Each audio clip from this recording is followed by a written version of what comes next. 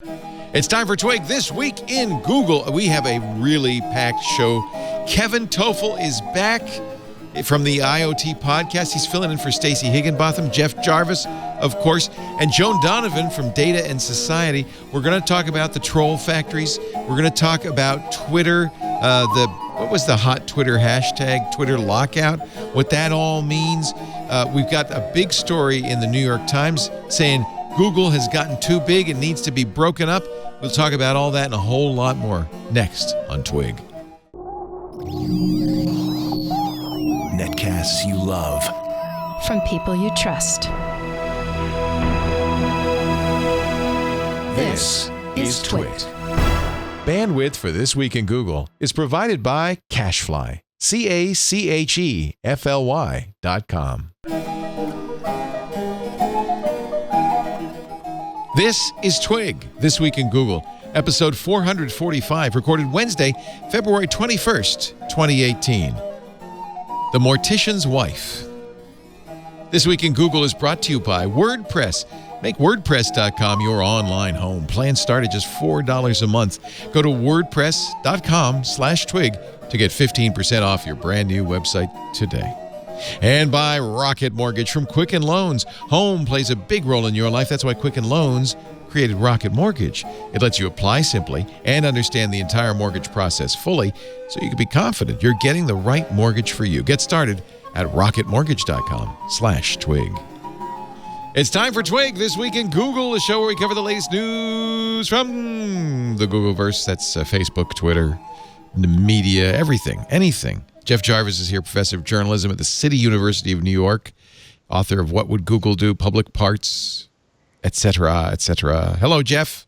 Hey, how are you? I'm great. You're in the country for 2 days in a row. I am. Yeah. It's amazing. Yeah. Well, there comes the cat. Yay. Yay, kitty cat. Hey, we've got, Stacey's in Berlin. So we have decided to take her place with not one but two great panelists. To my right, Kevin Toffel, Kevin C. Toffel, of GigaOM fame for years. We couldn't talk to him because he was at Google briefly doing marketing. He's, of course, Stacey's partner on Stacey on IoT. Hello, Kevin. Hey, it's good to be back after all this time. What have you been doing? We miss you.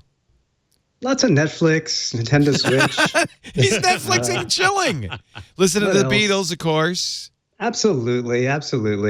So, I was over at Google for about 18 months, but I had to deal with some health issues last summer, which I'm sorry. made me focus on myself for a little bit. And so I'm kind of chilling out and relaxing and now working with Stacey and enjoying life. You couldn't pick a better partner, and you guys do a really good job on that IoT podcast. Thank you. It's really good. Appreciate that. And we are welcoming back, and boy, it couldn't be more timely, from Data and Society, Joan Donovan. Great to see you, Joan. Oh. She is responsible for reputation and media and fake news. You are in the hot seat right now at Data and Society. Yeah, it's been quite a week of troll hunting, I have to say. It's been overwhelming. Was it a 18-alarm fire when the indictment came out last week? There's been that, and then conspiracy after conspiracy about Parkland, and then Twitter purge, or what are they calling it? Twitter lockout last Twitter night. lockout, We're going to talk about that, yeah. Sweep of the bots, and so really trying to understand how all of these things relate to one another. So after Parkland, we're told that Russian trolls came out in force almost minutes later. And is it primarily Twitter? Do they still use Facebook? It feels like they're everywhere, but it's interesting because it's like gnats, right? They're just a swarm of flies. You can't really measure the impact of what it is that they do, but they do tend to, intervene in debates that are highly polarized already, and then share specific kinds of accounts and conspiracy theories to confuse the narrative. And so it's been a busy, busy week trying to map that online, but then also trying to understand, is it really having an impact on the way that we're debating these issues, or is it noise, right? I mean, Right. we're constantly trying to What's your view, understand Joan? signal. What's your view about that? Rasmus Nielsen at Oxford Institute has been posting stuff questioning how impactful it is. What do you think? From my point of view, it's interesting in the sense that the amplification effect when they're retweeting known celebrity accounts or known provocateurs accounts, they do tend to spread the disinformation much further. Mm-hmm. But, we don't have anyone really studying the impact of this on people's lives and if they're even reading what is being shared, right? Lots and lots of things get shared on social media that no one ever really reads. They might glance at it and roll their eyes and keep moving. So we don't know the impact it's going to have on shared reality or public understanding. And the so other part of this is the media, right? The Data and Society has been arguing for strategic silence. And there was a case today, of course, where the survivors of the terrorist attack in Parkland, let's call them that, were being accused of being actors. And that's the kind of thing you want to just not give it more air. But when the president's son tweets it, then, you got to go on TV. So Ali Velshi and Stephanie Ruhle today on MSNBC did a great, debunking end to end, but it also gave it more air, right? Why? Yeah. What is to what? So first of all, I want to correct because I implied that you're in charge of fake news, and you're not actually in charge. It's all Joan's fault. If you were all powerful Joan, it would make it much easier. But in fact, you study media manipulation, and you're the research lead for platform accountability at Data and Society, which means you're an expert on fake news and media manipulation. Yes, and we have a report that came out today that we are calling Dead Reckoning, Navigating Content Moderation After Fake News, because whatever interventions we pose on fake news or on what are these conspiracy channel news is going to affect the nature of all content online. And so one of the things that we've been talking about is this notion of strategic silence, which is when should you and when should you not amplify stories? And so when we see the crisis actor conspiracy taking hold in places like Twitter, on the one hand, if you fan the flames, that's exactly the kind of attention they're looking for. But also because David, last name is Hogg or Hogue? Do you know? 2 G's, I would guess it's Hogg. 2 G's. Yeah, so David's way of presenting himself has been extremely poised in the media, and that's what makes him as a survivor a very, very powerful advocate for gun reform in America. And that is very, very scary to certain conservatives. And we should point out he's one of the survivors of this, and he's the one that's being charged with being a crisis actor. Oh, they say this guy's an actor. Yeah, because they argue that because he used to live in California, so they say, see, he doesn't even go to that school. My God. And meanwhile, this is the amazing young man who, while they were locked up in classrooms, was interviewing his classmates. Well, that's a little weird, but okay. Well, he was he's journalism focused, though. He's a journalist. He knew that the conspiracy was coming. And so he was really doing due diligence. Yeah, there are, of course, immediately people saying it's a false flag, that there was no shooting, things like that. So normally that stuff, I mean, this has been not just in the Twitter era or the internet era, but always.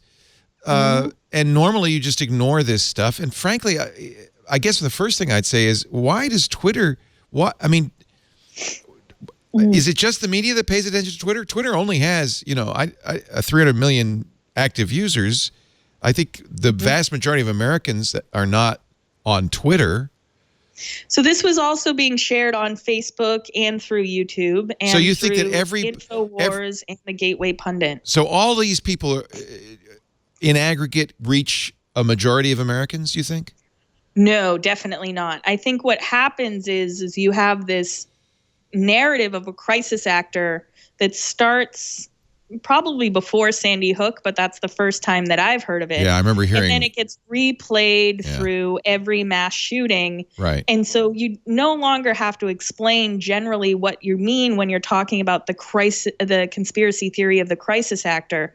Now what you have to combat is debunking these stories if you need to debunk them. And then also, I think that right now, those students that are survivors that are turning into advocates and organizers are really under attack. And the media showing, as well as public support showing through Twitter, that they believe those students and that they believe in their cause is one way to combat some of this disinformation. And I think it's really important for people to stand up and say that they believe these students, because these students are not calling for radical gun reform. It's very moderate. I want to set aside the politics of it because this is a technology show. But what's interesting to us as a technology show is what is the internet's responsibility? What are these companies' responsibilities? What is the power of the internet? And so, but I gather it's enough to plant the seed, and then also, I just imagine a small town where there's a couple of people who, they're on the internet, they see that, then they go to the coffee shop and they tell people in the coffee shop, that guy was a crisis actor, and that it spreads that way. It spreads beyond the internet to the majority of people not using technology, I would assume. Yeah, it does, and it's a provocative story to tell. But what is dangerous about this? We love these kinds of conspiracy theories. Oh, it's true. But this kid is a teenager, and his real name is being used, and he's being smeared all over the internet. So now, when you search for him, not only do you get his name and his likeness, but you also get these conspiracy theories that are disinformation about him, which constitutes harassment. And so the videos that are popping up on YouTube and being shared through Facebook and being shared through Twitter are a kind of networked harassment that will plague him until we come up with some kind of regulatory framework that will allow him to get his name back. Welcome to the internet. I have a question. I don't disagree with anything you just said, Joan, but you mentioned how his real name is out there and he's a teenager. Does he put his own videos out on YouTube? Like, has he prior put his name out there? I'm thinking he has. To be honest with you, I don't know. I haven't investigated in his own social media, but teenagers, the way that they use social media, of course, they do have a public presence. And as we grow older, of course, things happen and things get tied to our names. But the fact that there's no remedy for this and there's no pushback and that there's no formal process that this teenager can go through in order to get his name and reputation back, I think it's important that we start to think about what is the lifelong effects that he's going to suffer. Well, I agree, but what would be the mechanism of that? I don't see any. I mean, that's the right to be forgotten. That's the right to be forgotten. But ironically, hearing you and Joan talk about this, the right to be forgotten is about taking down facts about you that you don't like. This is about taking down lies about you. I don't know how you would do this. I don't know. I don't know either. How it would even begin. I mean, we all. Look, it's worse. Of course, he's a 17-year-old, but it happens all the time on the internet that people are tarred with a brush and are stained in a way that there's no way to fix it. That happens all the time. And there's a brisk business in reputation defenders and things like that are completely worthless. The argument that I made, and I think this is why it's a very big story today, to put three things together here. The argument I made about this with Google in the spring after the election was that you're being manipulated. You have to understand that manipulation, measure it, be transparent about it, and counteract it.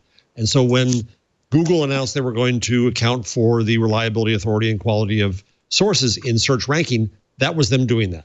Now you have Facebook that is also trying to say we're going to throw out all this public stuff getting in trouble and just bring back the quality stuff.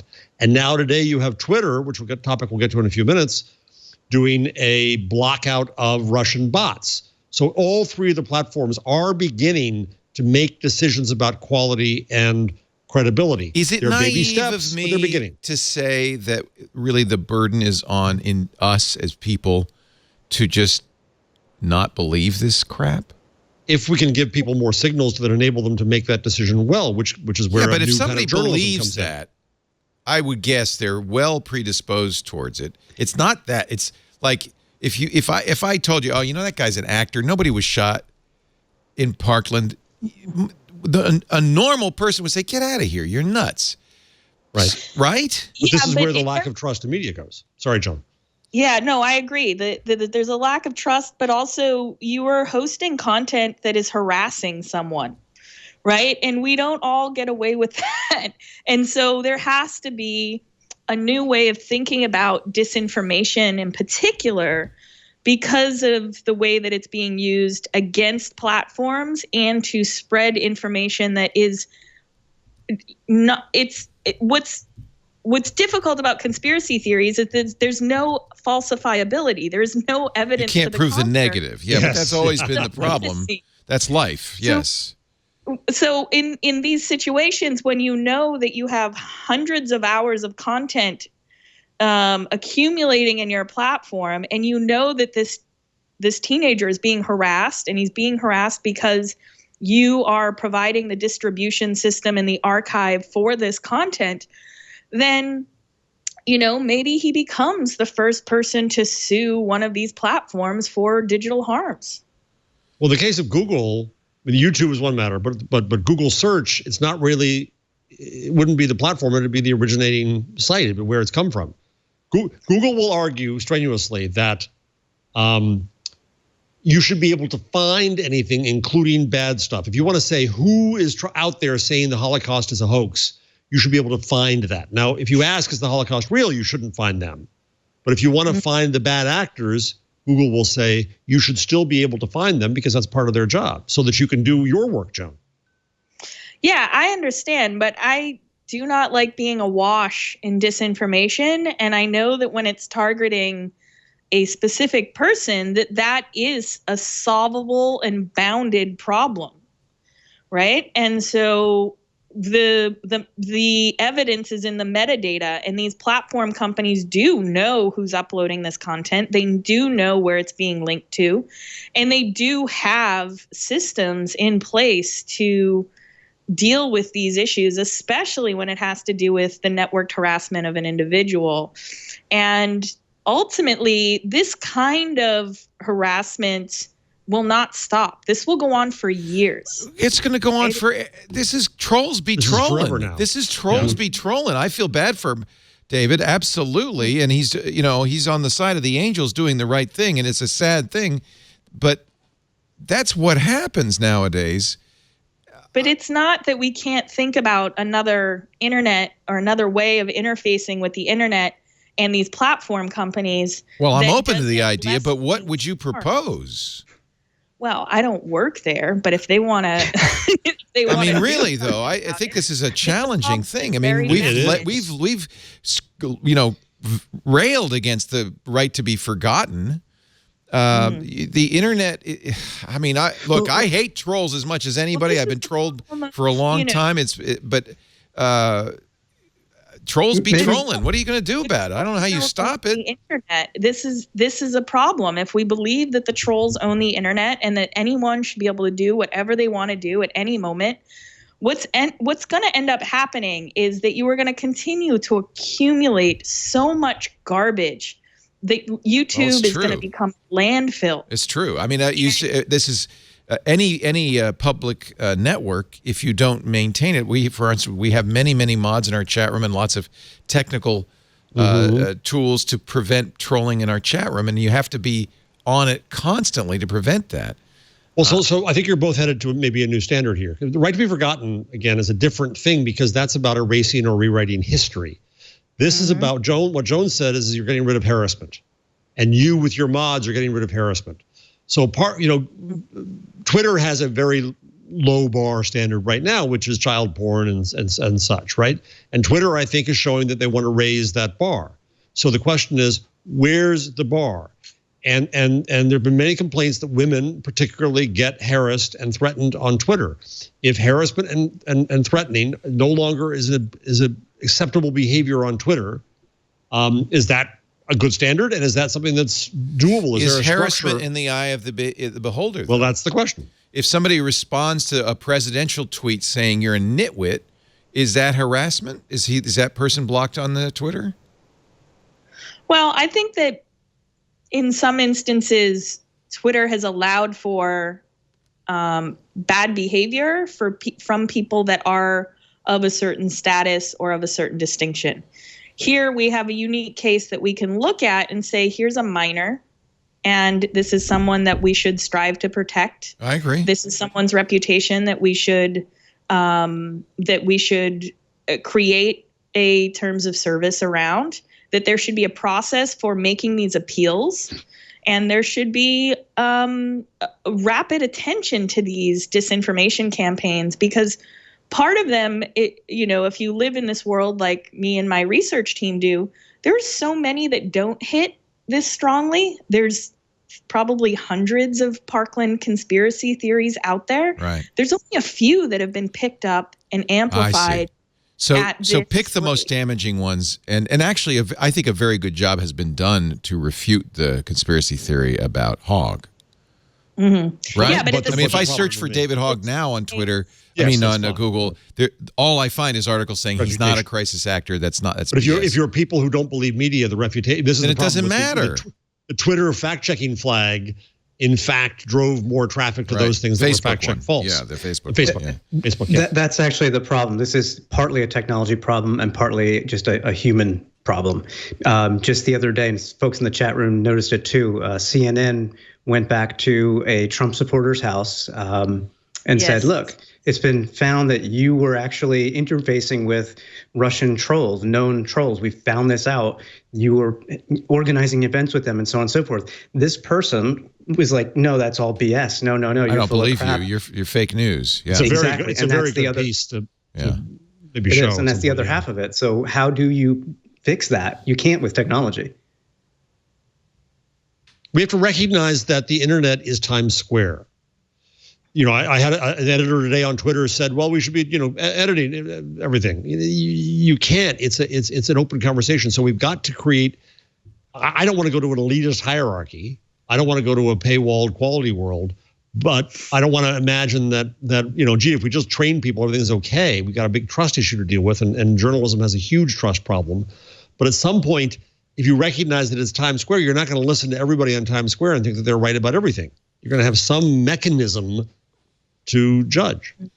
And the other point that we should make is that these are known information pathways where there are content creators that make and monetize this content knowing full well that it is false. Sometimes they'll slap this is satire on it, on the content to make it something that cannot be flagged and taken down. And so they know what they're doing and they know why they're doing it, and there are economic incentives for it. And so it's not just true believers that are doing it because they're creating user-generated content. These are content creators and, quote unquote media organizations that are making money off of this. Yeah, I like your Dead Reckoning. This is a post at Data and Society. Where really what you're saying, you're urging the platforms news platforms to ignore this, sort of, not spread it by, unless it's passed over a line where you kind of have to, right, Joan? Yeah, and one of the findings from this report is that what we're seeing on these platform companies is that we're at a moment where every action or every direction forward seems impossible. And so it doesn't surprise me to hear that you're like, how would we ever solve something? Yeah. And I think that my approach, or the approach we should take, is reason terms of service, but then also looking at case by case, does this information need to come offline, and can you create a process by which people can make those appeals, and those appeals become transparent. But there has always been, Jeff and I are old enough to remember mainstream media. And there was always and maybe you too, Kevin, there was always, you didn't say the names of minors. There were always, you didn't talk about suicide. There were understood rules that just were, I hate to use the phrase, but they were gentlemen's agreements. No, I agree with you. Those are called standards. Standards. There's the better word. There were standards, and there used to be in the networks whole departments called standards and practices that would enforce those standards, and that was a good thing. But we don't live in a world of mainstream media anymore, no, we don't. Even the mainstream media is not behaving like the mainstream media. But the problem with broadcast that we've really failed to reckon with is, that there is an incentive to create this content because it makes money. There's an incentive to create this content because it creates political opportunities. And you've got a 24-hour news cycle, and you got to fill the. Yeah, and we have an ethic that says openness. I mean, after I just found this clip, after Robin Williams' death, there was a 10% spike in suicides. Yeah, so you don't say it, right? Yeah, and that's part of the knowing what to amplify and what not to amplify, and what are the public health benefits of amplifying certain information. But I'm kind of with Kevin that it's also that the human problem is pretty big here. I think it's kind of to blame it on, to say, well, it's all up to you platforms because we're just too stupid. Yeah, well, this is the other intervention that these platforms are coming up with, is that there are third-party fact-checking organizations as well as media literacy organizations that are under-resourced, and they don't have enough personnel to deal with the scale of the problem and implement a sort of national digital literacy program that would cover a lot of what it means to debunk and read news critically these days. Is the problem bigger than it used to be? Like I would measurably? say yes, because it has to be, because I have a job now, right? And we have a team, and we have lots of very smart people across the world working on these issues in every country. And it isn't just political disinformation. It isn't just foreign spies.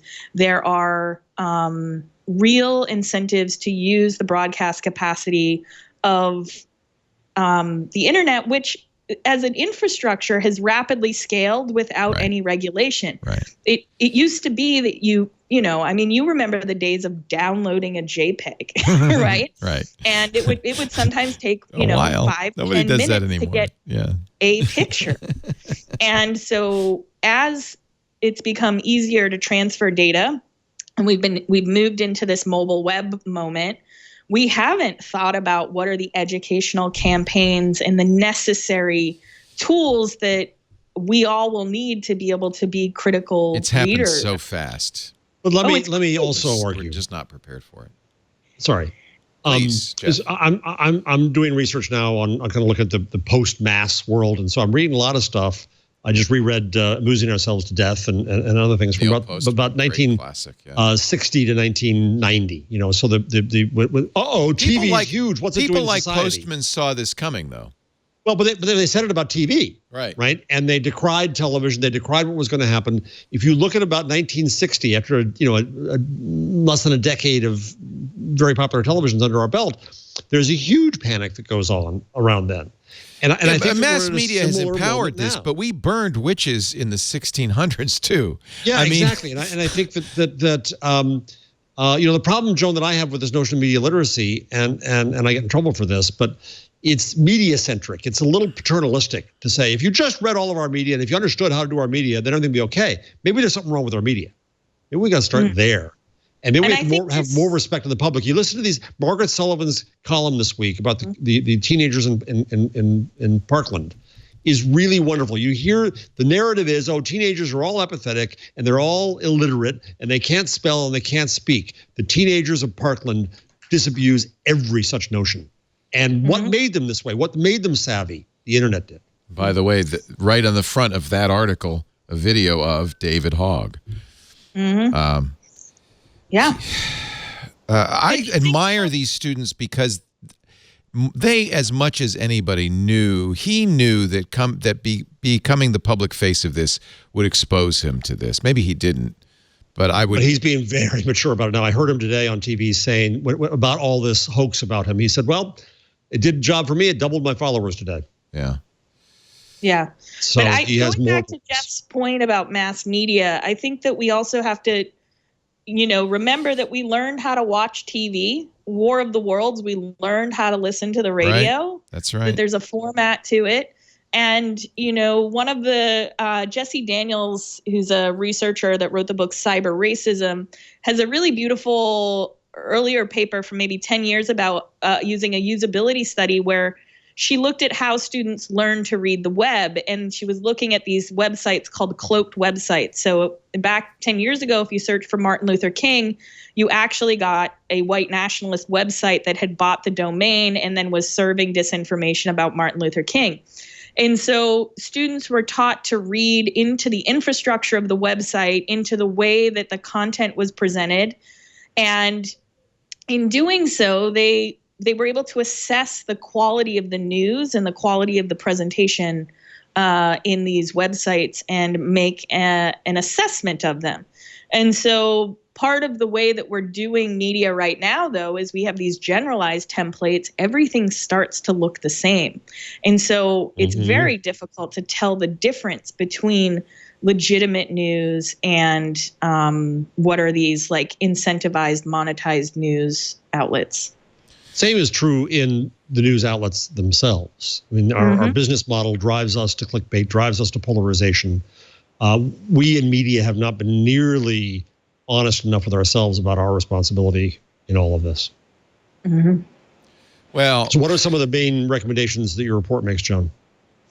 In terms of what we're trying to understand here is that the report really does an overall assessment of these credibility indicators, as well as looking at what does it mean to disincentivize or to ban content or to remove content from your platform. And, there are really mixed feelings about this in the sense that there are edge cases that get caught up in banning content. If you're banning all content that has to do with war or political speech, obviously that's a problem. But what we know is lots of disinformation flows in these content, in this content specifically. And so it's a fraught problem that the platform companies have, especially YouTube, has done a lot of work to demonetize certain accounts. And then, of course, that Facebook has changed the way that they serve information in the newsfeed. And so I think we're seeing a lot of experiments, and time will tell as we move on what this, Twitter attack on the bots situation will also do to improve the information quality online. But for us, can we talk about that now? Yeah, I'm eager to talk about that too. Yeah, improving the information quality is something that's time has come, and then also to think about what is the editorial and the curatorial strategies that these trending algorithms are going to make that pick the content that you should look at. So I woke up this morning and I saw a Twitter lockout going crazy, and I looked up the hashtag, and it was amazing reading with people that had been followed by thousands of bots suddenly saying I have fewer followers, and it was on the right. I didn't lose any followers. I don't know if you guys did. Russian bots don't like me, I guess. I don't know. And it was really, I think, an important moment where Twitter decided to make a stand here. What did you guys think?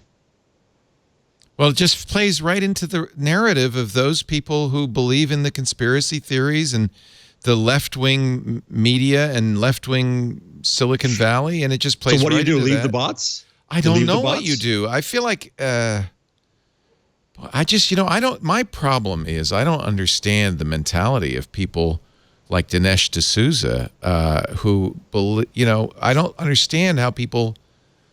I don't understand. Why are people confused about this? And I think that's part of the problem we have, and maybe we can thank Russian bots for that. I don't know.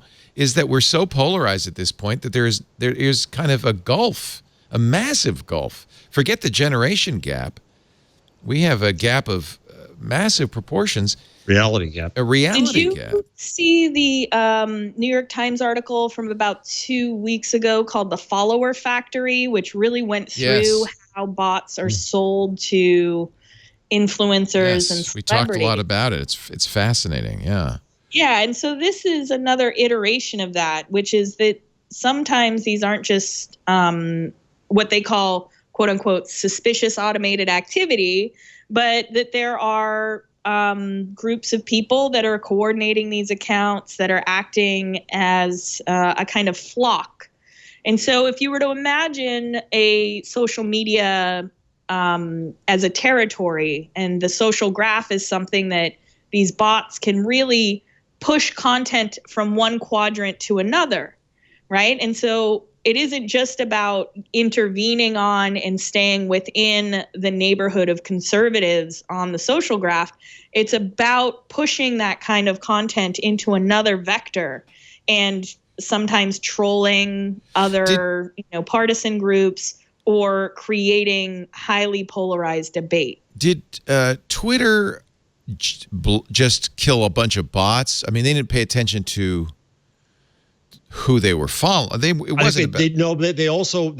killed bots, and then they also apparently, I think, accounts that seemed to have suspicious behavior, they made them verify with phone numbers. Okay. Right? Okay. Yes. So and the verification by phone number is something that will also allow them to see if you were running 2, 3, 10 different accounts. So when Richard Spencer says, I lost 1,000 followers in the past few hours, it's not because Twitter's targeting Richard Spencer's followers.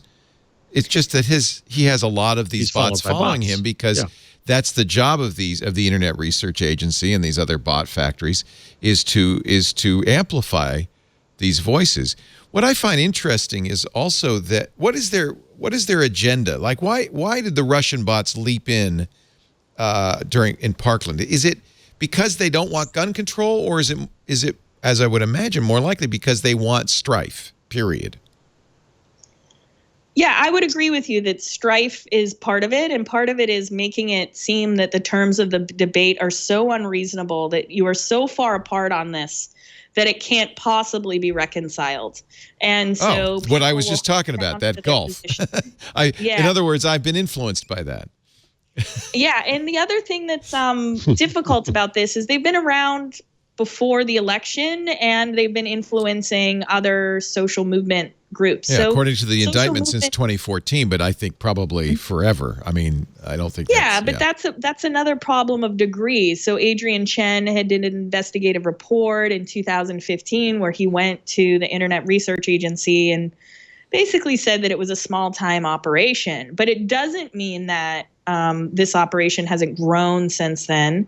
And because we lack the ability to assess the impact, and researchers, it's very frustrating in the sense that you find out about these things generally after the content has been deleted, and we don't have access to the deleted information. There was a cache of Russian tweets that were released this week, I think about 200,000 tweets that people are able to do a social autopsy on. But generally speaking, outside auditing is impossible. And so it's been a difficult moment to assess and evaluate impact, to say if it's anything at all, or if part of the troll itself, which is what I suspect, is getting the American public to think that Russia has much more impact on American politics than they do. I mean, this is another tactic, which is, if you can fan the flames of discontent in the mainstream media, it's just as good as doing it, or it's actually much better than doing it online, because the audience is so much bigger.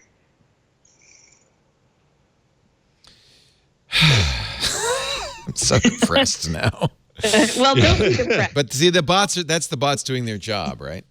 Yeah, and the other thing is it's really suspect to me that people were able to go back to the IRA and they're still in the same building. And, I'm like, wouldn't you just move your office if you are a cause of international investigation and indictments, right? Like, why do these people go back to work? Pays well. I don't think it does. No, I've seen stories that say that relatively it pays well.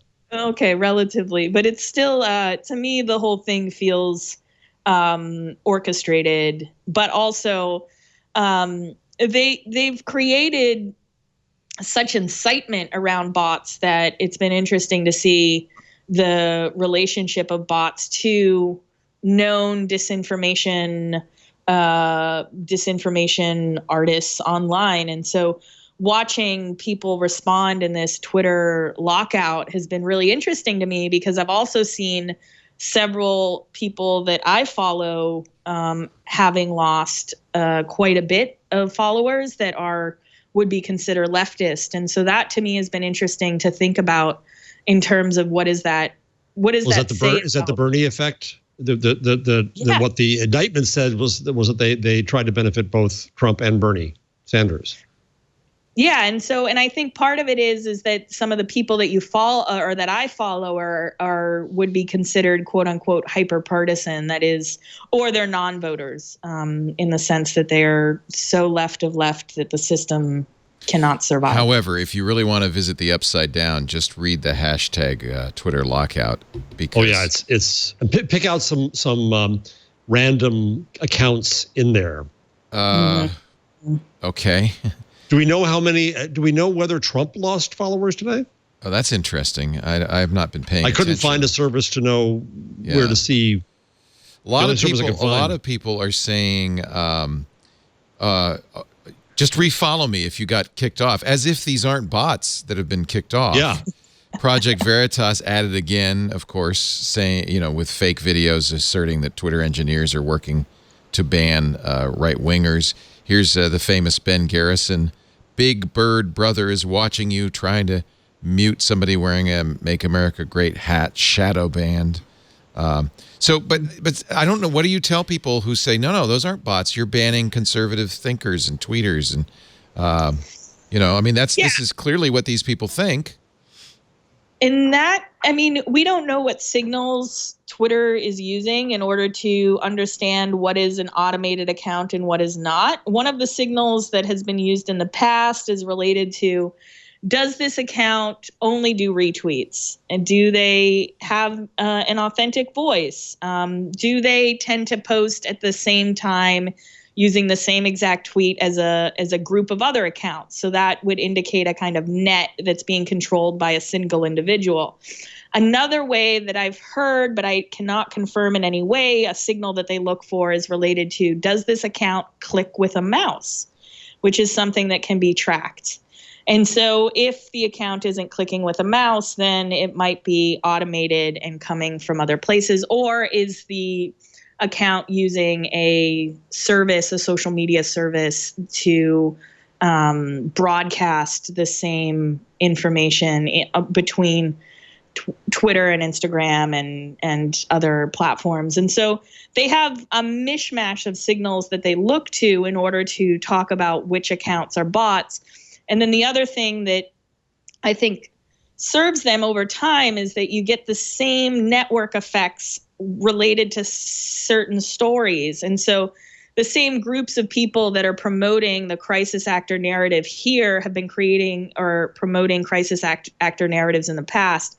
And you can analyze those accounts and look at those networks and then look at those other signals to see if they're automated or only doing retweets and assess from there. And so I think that Twitter knew roundly what they were doing, and we're looking at many signals to assess if something was a bot. But also, back to, this is a socio-technical problem. Bots are controlled by people. And so that just means the difference between me having one account and me having 10,000. I don't know why anybody pays any attention to Twitter at all, to be honest with you. It's well, but here's the thing, Leo. It's what I've said about Facebook too. The problem is, you go through your feed and I go through my feed. Joan has a job looking at this crap, but we don't. And I don't see Russians. I don't see bots. I don't see Nazis. I see people I like and respect. And the problem is, we still have this media mindset that says if one page is schmutzed, if there's a bad word somewhere on the internet, the entire internet is ruined. All of Facebook is ruined. All of Twitter is ruined. It's not the case. And we've got to keep that kind of perspective in mind. Yeah. Well, I don't know if there's a lot of hope for Twitter. I don't. Well, there's certain Does the world need Twitter? Well, I don't know. I don't know about that. Does the world need anything? I don't know. What do we really need? This is philosophical. A good book, a nice glass of Chardonnay, and I'm happy. Your head at night, $40 in your pocket. Kevin's thinking, boy, I just deal with devices now. It's so much nicer. It is. It's a lot easier. But here's where my guilt shows up. Is so we're going to switch over to some other topic, and I feel like it's almost burying your head in the sand to talk about all Android phones and when this mess is occurring on this thing that we loved called the internet. So I don't know. Maybe it's too easy. This is you're right there, Joan. They're getting to me. I want to. Yeah, they shouldn't get to you. They're getting to me. I've listened to you for years in California. I just want to celebrate. I want to celebrate technology, but it's hard to put down the Kindle and looking at a book. What are you thinking? What are you doing with your time? Well, but the other thing is that these things are bound to certain features online. Jeff's right to say that if you curate your feed and you don't look at hashtags, right, generally speaking, you're not going to fall prey to this. This kind of disinformation happens in breaking news cycles. It happens in crisis.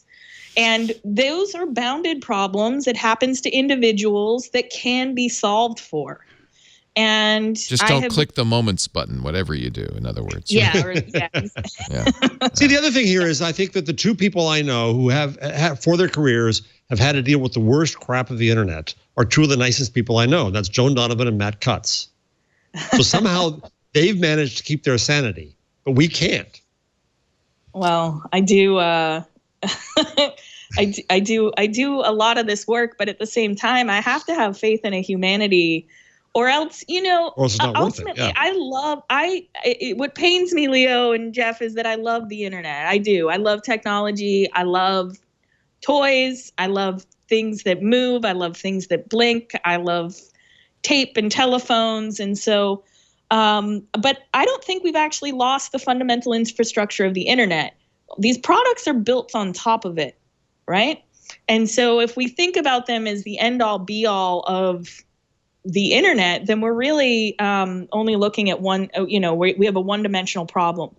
But fundamentally, the internet's still there. It's still critical infrastructure, and there's still many opportunities for us to either create small worlds networks where people are cloistered away from this, or that it's more difficult to move across the social graph, or we can temper this with a good dose of what I remember from the 90s, which is that we didn't believe what happened on the internet was real anyway. That's where we went wrong, starting to believe this crap. Well, part of it is all of our institutions moved online, education, media. We all started, and our banking moved online, and then things got really serious. And I think that we can, one look back, one step forward, and try to understand that the fundamental infrastructure is still there and that we can remake it in another way. Let's take a break. And we'll come to something Kevin can talk about. Poor Kevin. Kevin Toffel is here. It's great to have you back, Kevin. I really is. Kevin's been able to read through the rundown now. Yeah, now you know all the stories we're going to talk about next. I was getting rid of my bots. Did anybody? I don't remember what my Twitter followers were, but it's roughly the same. It tells you whether they've gone up or not. Mine went up. Where does it tell you that? If you go to your Twitter page. See, that's part of the problem. I don't even know how to use this thing. I didn't know it either. Is it on? I looked it up today. Okay. If you look at where the heck is it? You look at the stats, following, analytics, followers, analytics. Yes. Yeah, I do have some analytics somewhere. Yeah. I think. Yeah, here we go. View your top tweets, your tweet activity. Is there a link to analytics? What is the? Your profile picture at the top right, your icon or profile photo, pull that down. Thank you for helping me use this. That's wonderful. Sure. Analytics. So this will tell you whether you've lost followers or gained. New followers. I'm down 244 followers. I'm up 26 followers. Kevin, what's your? I'm up 39. So obviously I'm the right winger here. Joan. I'm looking. I can't find it though. Go to your Twitter page. Go to the picture. Kevin just said this. I'm just click your head. Choose analytics. Click your head. Okay. Click on my head. Choose analytics. Unless you don't have your head as a. It's really interesting. Some of the most vile people on Twitter don't use their own pictures. Isn't that interesting? Oh well, Like the frog Twitter is real. Pepe. Whatever happened to the egg? The egg is gone. No, they don't use an egg anymore. Yeah. So I've lost 244, which I'm perfectly happy to lose. I don't pay any attention to the number of my followers anyway. Not since Kevin Rose beat me in 2007 for the number one most followed person on Twitter. Still Ever since then, bitter about that, I'm are we? still bitter about that. We were on a race to 5,000, and he beat me. 5,000 followers, which was everybody. Yeah, it was. All right. Where am I looking for in audiences? Where do I look analytics? for? It's over, and then once you get to that page, it's on the right-hand side. There's a column that's February 2018 summary. Oh, that's 244 for February. So it's on the top. It says followers down 436. Oh, look, there you go. This is 28-day summary. So followers, 28-day. Well, that's probably because I'm just boring. I don't post anything of interest on Twitter. I just post news stories. I get 81 clicks a day, 25 repeats, tweets a day, 43 likes. Actually, I should pay more attention to Twitter. Apparently, I have 1.91 million impressions over the month. That's a pretty good number. I guess. I guess. don't know. Compared That's to what? influence. What does an impression mean? Does that mean somebody scrolled past my tweet? Yes, I think that's pretty much it, yeah. Yeah, it's a big deal. Big deal. Yeah. I'm still not seeing followers for some reason. I don't know what's going on with me. But you have been blocked, Joan. It's a state secret for you. Yes. Let's take a break. Come back with more. Joan Donovan is also here from Data and Society. She is in charge of fake news. today. She is actually doing the most interesting job you can even imagine at Data and Society.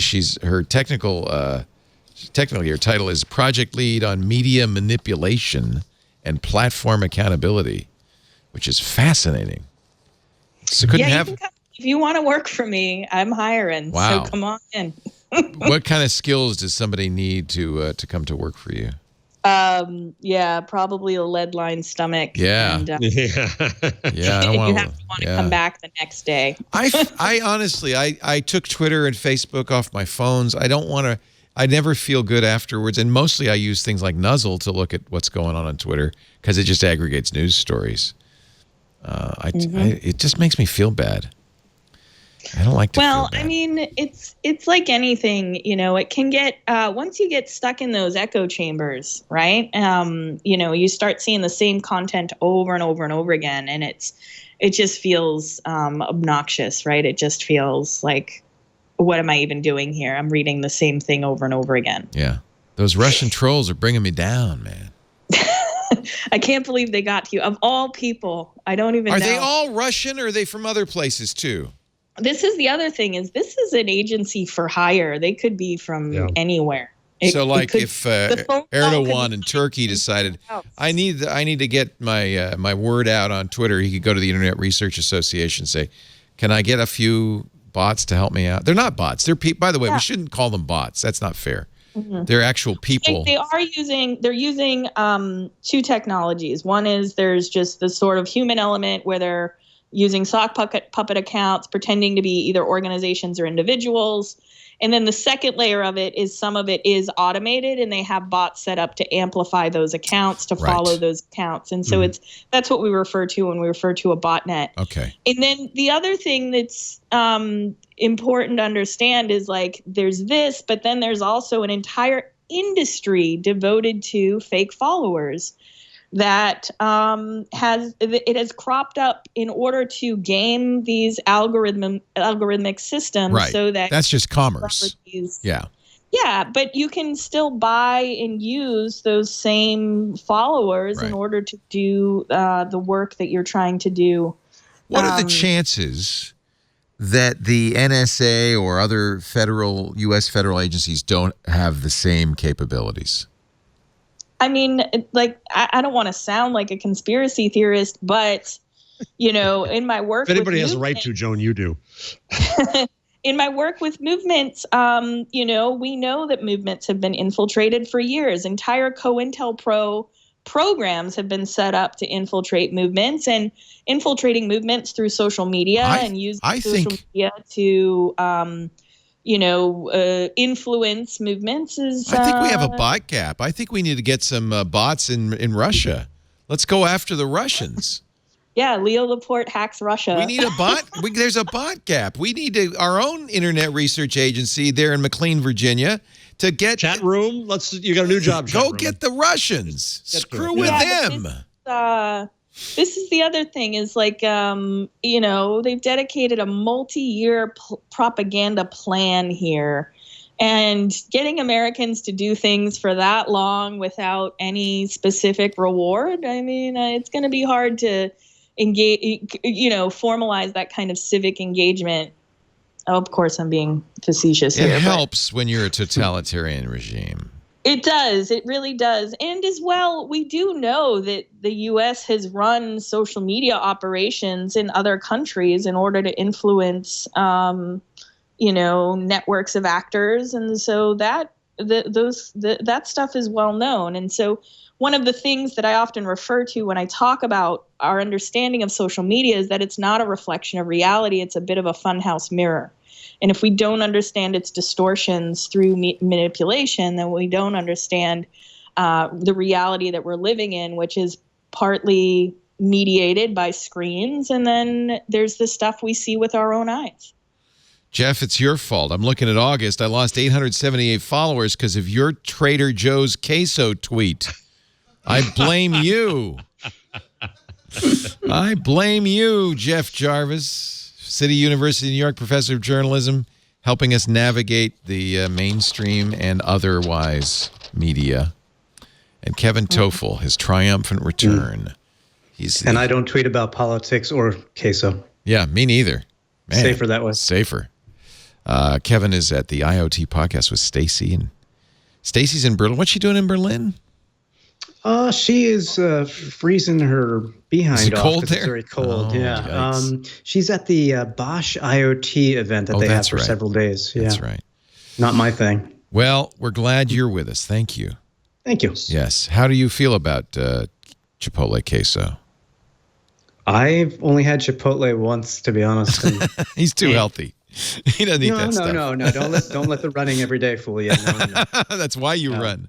I had a meatball parm sandwich for lunch that I put on Facebook today because the dog was trying to eat it. So. Now, see, I'd follow any meatball parm account. No problem. That's my people. Jeff probably knows Wawa. Best meatball parms. Yeah, I do. Hey? My son loves Wawa. There you go. My son works for Wawa. Oh, wow. How have I not heard of Wawa? Because it's an East Coast thing. It is it's the 7-Eleven, but it's an oddly cult-like. It's a convenience store?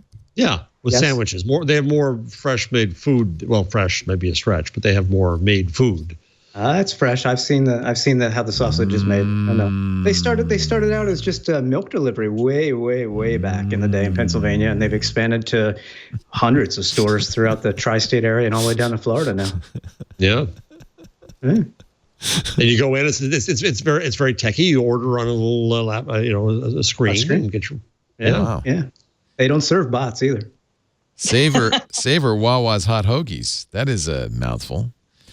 They are not our sponsor today, however. I wish they were. I could use some of that Wawa hoagie money, but actually, I'm very happy to have WordPress as a sponsor because I use WordPress. I've been a WordPress fan since they started in the early 2000s. And if you are a business or even an individual and you don't have your own personal website, if you're trying to make it as a Facebook page or a Twitter account. No, man, get yourself a website at WordPress. WordPress.com makes it easy. I know you're intimidated. Maybe you think, I have to know about web design, right? No, You don't need experience. You don't need to hire somebody. WordPress.com guides you through the entire process from start to finish. They do all the technical stuff, including keeping it up to date. They've got hundreds of beautiful templates to choose from, designs. They've got all the plugins that you could turn on Google AMP for speeding up your mobile loading. I do that.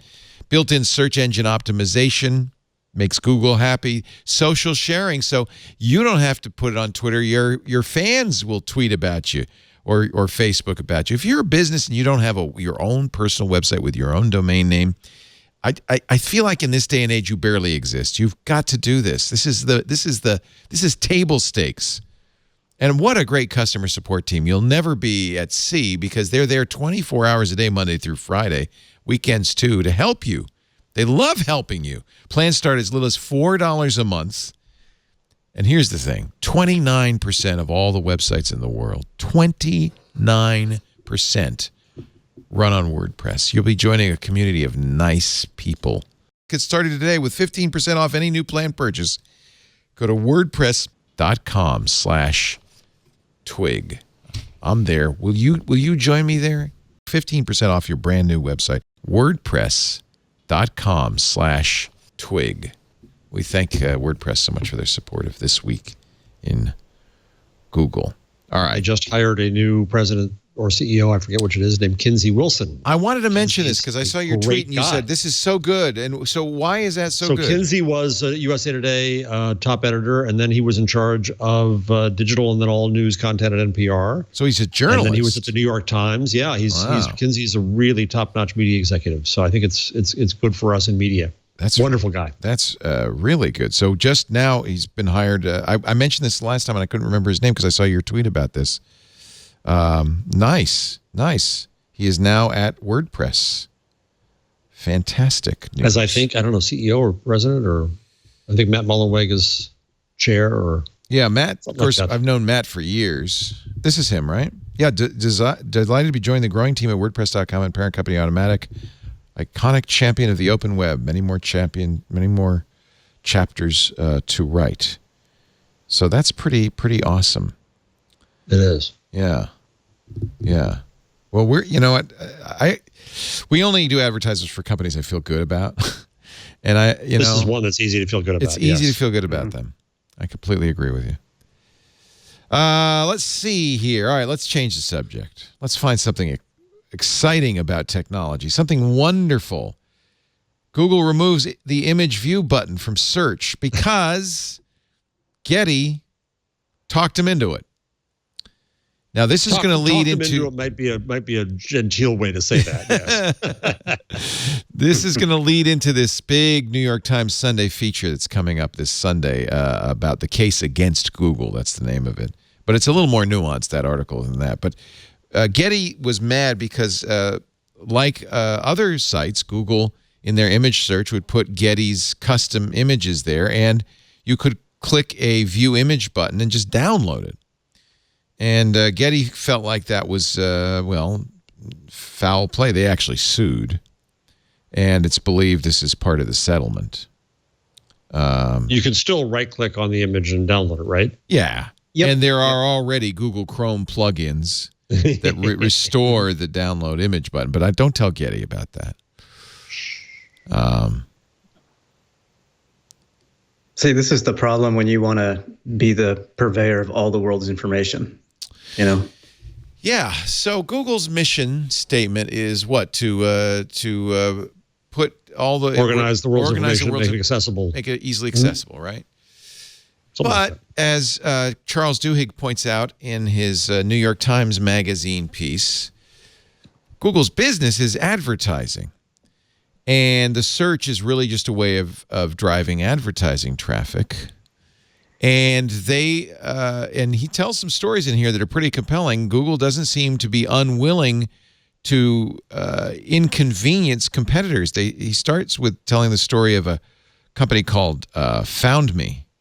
Foundem was what they call a vertical search. So Google's regular search is horizontal. It searches everything. Foundem was designed to help you shop. And it's something Google historically wasn't very good at, searching for white tennis shoes with free shipping that have wide sizes under $40. That's a hard thing to do on Google, but Foundum was designed to do that, and apparently they were very good at it. But you may never have heard of them because as soon as Foundum went public, they disappeared from Google's search index. Wow. Google, they have been chasing after Google for a while. They went to they actually met with the FTC in the United States. As we know, the FTC declined to prosecute Google over this, but the EU did, and they felt vindicated when the EU fined Google a record $2.7 billion just a few months ago. There are many there are kind of examples in here, and Duhigg, who has written a couple of books, basically it implies that it's time to break up Google, that Google is not only a monopoly, but is willing to use their monopoly position in search to get rid of competitors. Jeff Jarvis? So give me a minute, then I'll leave. So I think this piece is manifestly unfair to Google. Google has no word at all until 6 paragraphs from the end, where it's also kind of blown off. We're savvy enough on this show to have talked about Panda and the changes that were made in Panda. And if you go to the Panda was the new search algorithm that did in fact hurt Foundum.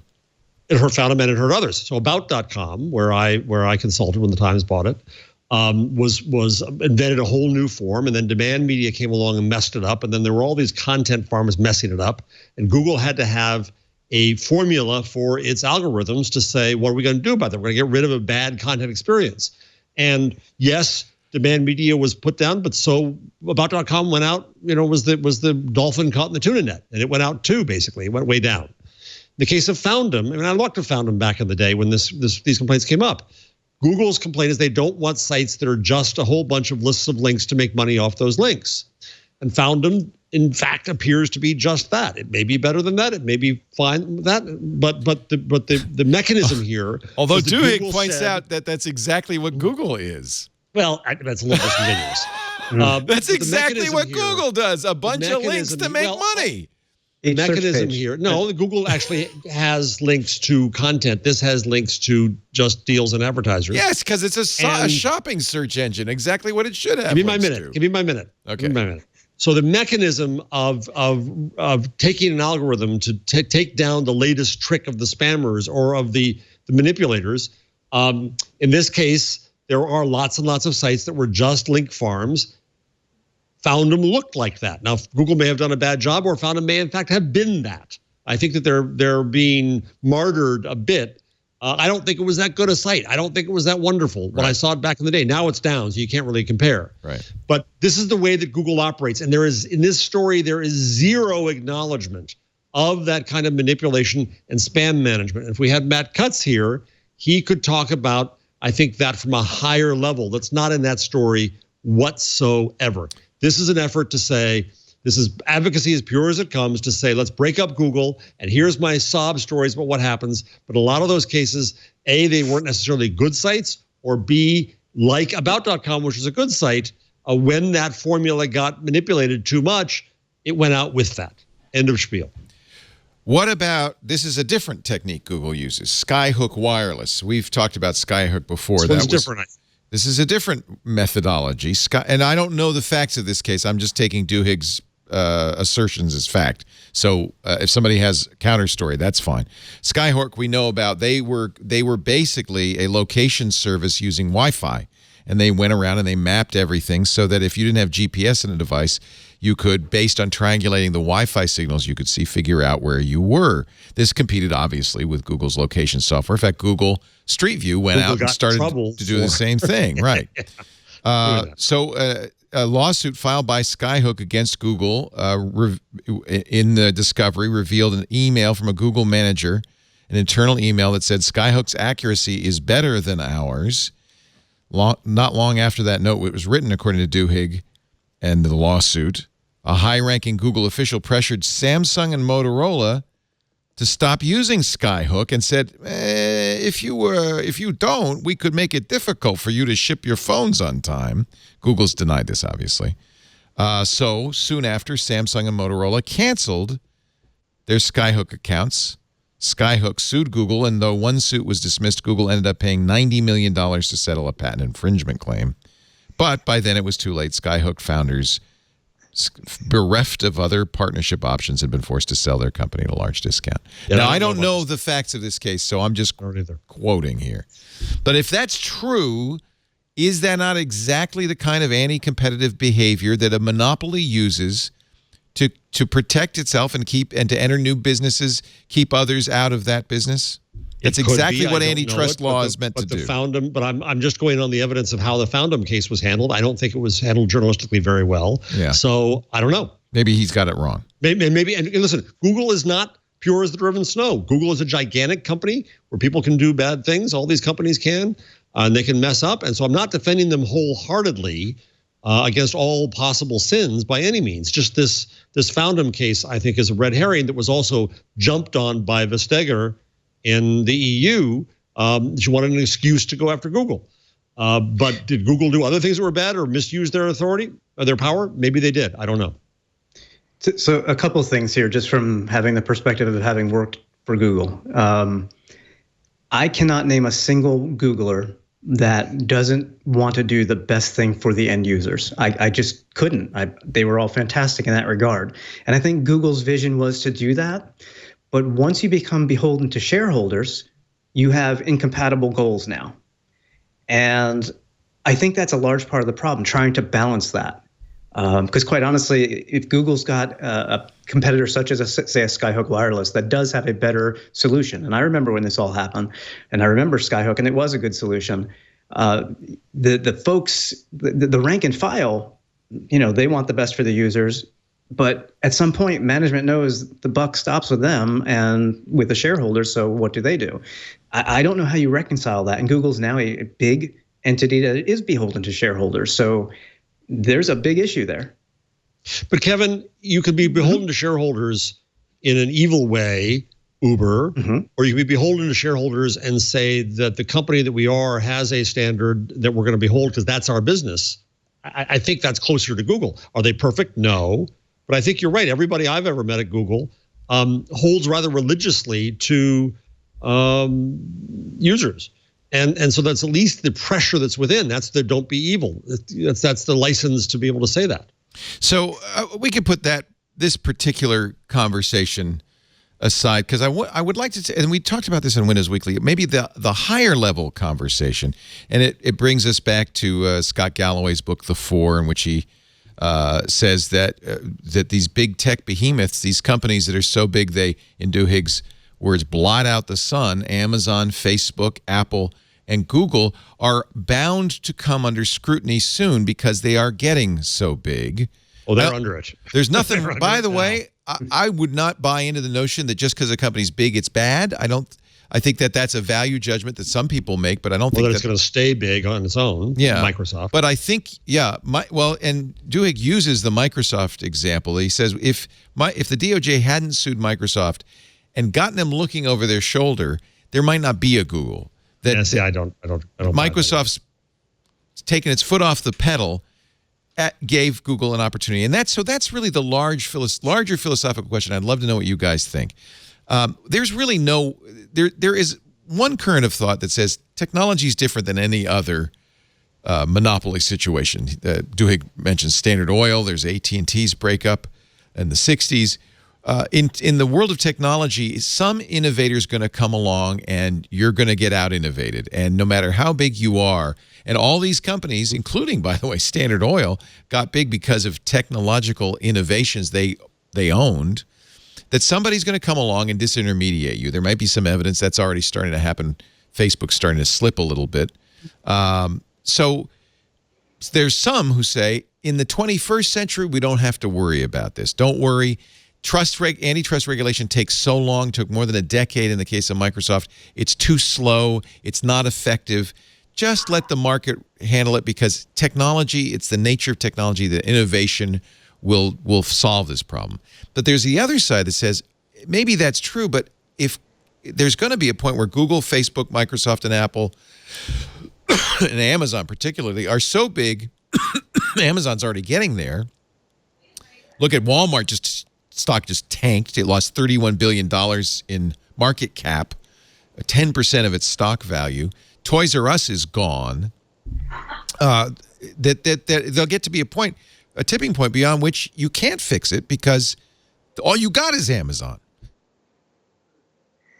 So, thoughts? So I've been, in the article, one of the things that was compelling to me is, and one of the things that I wanted to know more about in terms of Foundum was, were they a relative competitor that could make a kind of Google shopping service irrelevant, right? And then,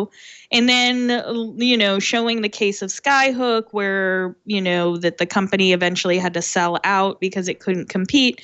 There's some evidence that even if Google isn't doing it on purpose, downranking websites or forcefully pushing apps or technologies out of business, is that it's not a good look for a company that really has expanded to a bunch of different features and is known for acquiring technologies and sometimes either killing them or integrating them poorly into the system.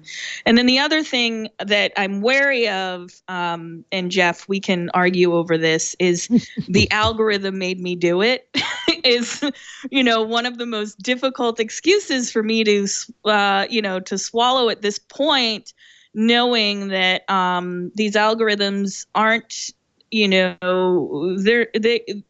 know what they do. And in the design of them, these what engineers would love us to believe as accidents are by design. And so I don't know the case. I don't know. I never worked for Google. And so I can't say that this is the case with that algorithm, but we've started to see a pattern of these companies blaming the technology and how the technology sorts things without taking accountability for the effects or the consequences of those algorithms. Yeah, let me respond, because I think it's not so much blaming the algorithm as it is the ever-present desire to have a rule set under the excuse of scale. And ironically, or paradoxically, it's almost saying this is their definition of fairness. Well, about.com, we now have 100 competitors to you who take your formula and schmutz it up. But we got to treat all of you exactly the same, because that's what we do. We have a formula that says, if you look like this, this is how we're going to treat you now. And so we're not going to make a gradation difference between about.com, which is good, and demand media, which is bad. Same thing happened at Facebook. Facebook said, because Facebook was not nearly nuanced enough about its non-social public content. It considered all public content to be basically the same, point you made earlier about media. And so when bad social content got them in trouble, or public content got them in trouble, they threw out all public content because their formula wasn't nuanced and smart enough. So I'm not really defending them so much as to saying this is how they think. And they try to come up with that formula. They're not blaming the algorithm so much as they're saying we have to have a rule set. Now, what I think I'll agree with you, Joan, is they need to have a smarter rule set. Mm-hmm. And I agree with Kevin that everybody at Google, I'm sure, is wonderful and really just wants to help the customer. You could probably say the same thing about Facebook and Amazon and Apple. But corporations act in aggregate sometimes in ways that the individuals wouldn't necessarily support. Would you say the same thing about Uber? Well, that's an interesting question. I mean, right. So I don't think if Uber had a monopoly, I think Uber culture. There'd be no question. Yeah, that's company culture. But I mean, well, in Europe, it is a monopoly. I mean, if you're in, it's being kicked out of places. But if you're in Berlin or London, there's no competitor. There's also, and I think you probably put this article in this opinion piece in Bloomberg from Leonid Bershitsky, which is a Russian troll name, a bot name if I ever heard one. Now he's saying that Margareta Vestager was influenced not by a desire to help end users or even improve competition, but by lobbying. And you've always mentioned this from publishers in Germany and so forth who didn't like the fact that Google was beating them in the marketplace. And that is for sure another avenue for this stuff is that competitors sue instead of winning. Which is the case of some of those in the Google story. These are some competitors, and they are disadvantaged competitors because they're smaller. True, but that's an issue. Yeah. Well, wait, that's in not fact, entirely, Jeff. Are they just disadvantaged because they're smaller? I mean, in the article, Google is portrayed as the 800-pound gorilla. It's not so much that they're smaller; it's just that they just don't have the influence. I grew up when the internet was AOL. It was synonymous. Right. Now Google is synonymous with search. Yeah. You're not on right? Google. You don't exist. Yeah, but I'm not. Right. What I'm saying is that I don't think Foundum was a competitor. I think Foundum was a type of site making money that Google, in its rule, said this sites that look like this are almost always bad for users. I mean, I have to say, Twit is an example of a company that struggles because Google and Facebook are so good at selling advertising that it's hard for us to sell against them. That's a different. I don't blame them I wouldn't sue them saying you're putting me out of business. They're doing their job, and they're doing a better job of it. For some advertisers, they want all that data. They want all that information about who they're selling to. I'm not going to give them that. Well, I've long argued that where Google is most in trouble and Facebook are most in trouble when it comes to antitrust and monopoly is not in search, it's not in social, it's not in any of those areas. It is in the advertising market. But see, that's the point of this article, which is that Google's advertising revenue drives all these decisions. Well, I'm not saying that. I'm saying that Google has the power of God in advertising. If its rule puts you, if they decide that you are a bad actor, then you're out. They might have done that. Do we want any company to have that capability? So I have argued that I've said this on the show a dozen times over the years since the beginning. I think Google would be wise to have juries of peers. If you look at it this way, if they had 100 advertisers, trusted good advertisers, and said this place has come along and they've complained, and they found them and says we're treating them wrong. Now the advertisers have an interest in having a credible marketplace, and if the advertisers say no, they're actually okay, they're all right. Then you go to Joan's question of how do you change the rule to allow them in and say this defines good and this defines bad. But Google does have the power of God in that one instance, and I think that's what's going to get them in trouble in the long run, yes. And they should have come up with structures that were different to account for that. I mean, I believe, I should say very clearly in our advertising model that it's more efficient, it works better than automated ads placements in Facebook and Google, but it's hard to get above the noise that Facebook and Google make and convince advertisers of that. But that's my job. It's not my job particularly, but that's our job as a company, is to say, well, we believe we have a credible alternative. But if Google should decide for some reason that we were a threat, see, that's why I want to stay small. That's and say, oh, well, we're not going to put you in the search rankings. I mean, if that's what happened to Foundum, that's appalling. If. Yeah. So now so that's the higher level question is we don't have, I think we could agree we don't have enough data to know if this stuff will write itself automatically, if it's the nature of the technology business cycle. But the problem is if we don't act, there will be a tipping point beyond which there's no recovery. I mean, it'll just be like, well, Google isn't, you can't compete with Google. You just can't beat Amazon. Facebook owns this. Right. Well, that gets to your question that you asked earlier about, monopolies and competition. There's always been some new innovation to dismantle or take the place of a large company. At some point, let me backtrack. Google's currency is information. The product is information. All these prior examples of Standard Oil and Microsoft and all that, those were like physical products, but at such a granular level, can it be any more granular than information? How does somebody out-Google Google at this point? With IoT, with connected cars, everything is information, and information is currency today. What would it take to out-Google Google? I don't know what there could be. Mm-hmm. Here's the question. I think that if you follow the money, I think that, it's hard to beat Google at information. I do think that the message-based ad model at scale for scale's sake, can be challenged. You see what ad agencies are finally hitting some rocks. That's why we do handmade advertising. Exactly. No, but Artisanal. that's the name of our agency, by the way, is Artisanal, Joan. So thank you. Oh my goodness. Do you also make pickles? No, we don't have pickles or beer, but that'd be a better business, Joan. All our ads are handmade by craftsmen in our little workshop here in Petaluma, California. Yeah. Actually, that's literally true, and that's kind of our way of trying to compete, and that's fun. I'm not against Google because of scale.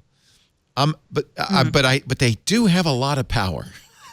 And Joan, you're an expert on how much power Facebook has in the political arena. Yes.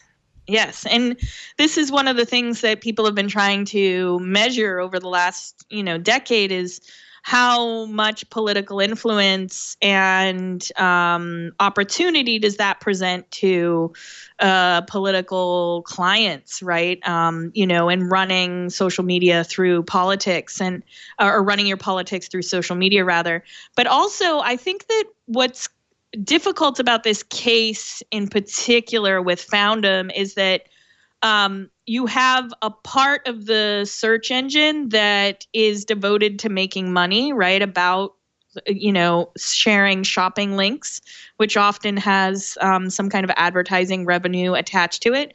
And so if people in their mind find Foundum on Google and then know to go to Foundum every time they want to search for a thing, then it presents a problem for Google because there's no longer that starting point.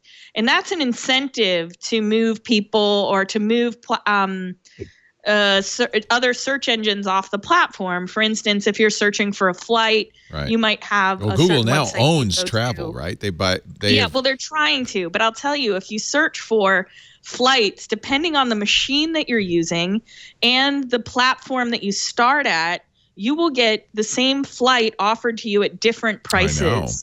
I know. And location, I think data is implicated in this. And you know what I'm finding, Joan, is that I'm a big United flyer. I fly everything United because that's where my miles are. And I have one trip that I was going to do coming up, and I couldn't find the right flight fares. And somebody used Google search and found far better fares on United than I was finding. Wow. Yes. Really interesting. So here's what Google says. When you come to Google, when you search for what's the weather on Google, you don't want a link to weather.com. You want the weather. So we're going to show you the weather. Now, if I'm weather.com and they've scraped my weather and put it there so the searcher no longer comes to weather.com, I think both sides, there's merit in both arguments. It's true. Google is serving the user's interests. They're giving you the temperature and forecast. But boy, weather.com has a very good reason to be pissed off. Well, yeah, and this used to happen as an interesting story in Phil Lapsley's Exploding the Phone about this, where people were calling operators for information. And this small town, there were 2 mortuaries. And so when someone died, they'd call the operator, and the operator happened to be married to someone who owned a mortuary. So she would automatically give her husband's business name. Oh. And in that, the other Mortician wasn't getting any business, and he couldn't understand why. And then he figured out his customers had died. Sorry. Well, that's one that would be good for business, right? In that case. But what was interesting is because we didn't have a telephone switch system, but we had humans networking the calls, is that this business got a lot more attention. And so in some ways, we have someone networking the information in a way that advantages them and advantages in-house products. Google's basically the mortician's wife in this. Okay, but let's look where Google gets it from all sides. So we talked about this before we were on the air. Edible Arrangements is suing Google because 1-800-Flowers is buying a search to give people an alternative to Edible Arrangements if you search for Edible Arrangements. And Edible Arrangements is trying to say, no, if people search for us, that's all you should show them. And that's going to be a hard case to win. Shouldn't get any alternatives there. That's going to be a very hard case to win. And that's that would be like me saying, "Oh, Google, you're too good at advertising. I'm going to sue you."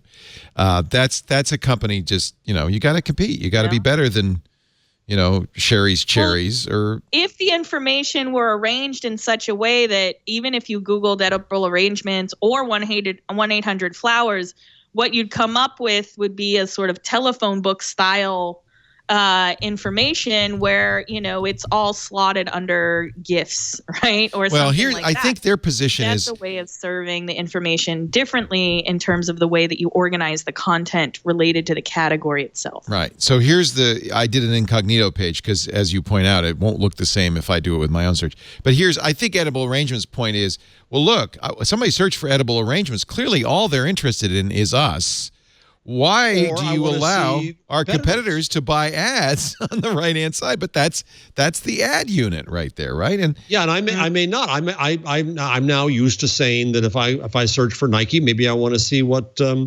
Now, if Edible Adidas Arrangements didn't buy this ad at the top of the page, they would not be at the top of the column in search results. You see what happens here? And I think this is defensive. So that these are all ad units. This block and this block ad units. This is the first organic search. It's Edible Arrangements, but it's almost off the page. If Edible Arrangements hadn't purchased this ad, the number one result from the point of view of a consumer, it doesn't matter that it says ad there, is shop fruit arrangements from a competitor. So I could see their point of view.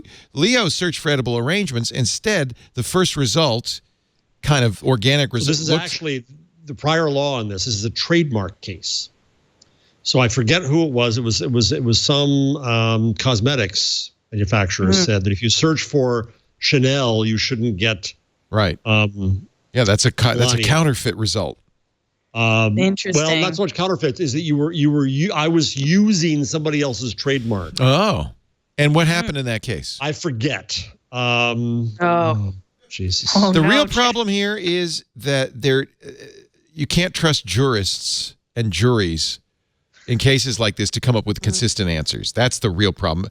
And I point to this weird link embedding case. Do you mind if we move on to that one from Edible Arrangements? That's fine. Sure. Tipsy Elves versus Ugly Christmas Sweater Inc. I'm serious. What? I just searched for this. I haven't read it yet, but how can we resist this? Hold on. Okay, here we go. Is this in the Westlaw database? Is trademark use in Google AdWords trademark infringement? Wow. On May. Tipsy Elves is those ugly Christmas sweaters. Yeah. Filed a complaint against Ugly Christmas Sweater Inc. based on Ugly's Christmas sweater advertising material that appeared as a result of Googling the term Tipsy Elves. See, that's the same thing. Same thing. You're searching for Tipsy Elves, and instead you're getting Ugly Christmas Sweater. And did they win? It's similar to a case of Rosetta Stone. I don't know. This is June 2017. It's if they filed the complaint in 2017, so it's probably still in litigation. Probably still in, yeah. Rosetta Stone, I don't know. Well, I just hope Tipsy Elves wins. So if you use Tipsy Elves as a show title, are you infringing on their? Only if I tell people to buy Tipsy Elves ugly Christmas sweaters, not ugly Christmas sweaters, ugly Christmas sweaters. One aspect we haven't touched upon. What about when everybody's got a Google Home or a That's whatever, right. or sorry, I shouldn't have said her name. Cancel. She's talking right now. An Echo, etc. Now you say, show me, a product or whatever it is. It's just going to come in. You're not going to get a list to choose from. You're absolutely right. Absolutely right. And that's an issue all around. Are they going to sell that position? Google's never sold search. Amazon has implied that it will sell its Echo results in some way. They've already said we're going to do some sort of ad sales around Echo. That doesn't mean they're going to sell the recommendation. So if you're Kevin and you ask for deodorant, I don't know why I came up with that. Yeah. What Amazon will do is say. Now, what it does right now, if I say I have stinky pits, Amazon Echo, get me some deodorant, it right now will say in your prime search results, what you've bought before is this. But what if it said, in the past you've bought this, but what about this? We've got a great deal. How about a coupon for this? Well, in fact, if you say to Pepsi, somebody searches for Pepsi, then you can buy the opportunity to push Coke. Yes, right, which is a holy grail. Amazon is currently, according to CNBC, in talks with Clorox, Procter & Gamble, and others to promote their products on Echo. They're testing various ad types, including videos and promoted paid search results. So this is exactly what you were talking about. Yeah, it's also a huge issue for media. How hey, so? You know who? Give me the news. Right. Well, who do you want? And you can go on Google and you can choose places, but that's like doing My Yahoo. Nobody ever did that. So for the new Apple HomePod, if you say that to Hey Shlomo, she will say, "I'm playing NPR, but if you want me to play Fox News or CNN, let me know." That's right at the first time you'd play news, and from then on, you don't get a choice. Okay, I'm gonna do it. I'll turn the mic. Do you have a HomePod? Give me the news.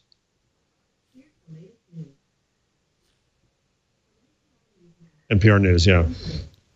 Is that HomePod or Amazon? That's of course not.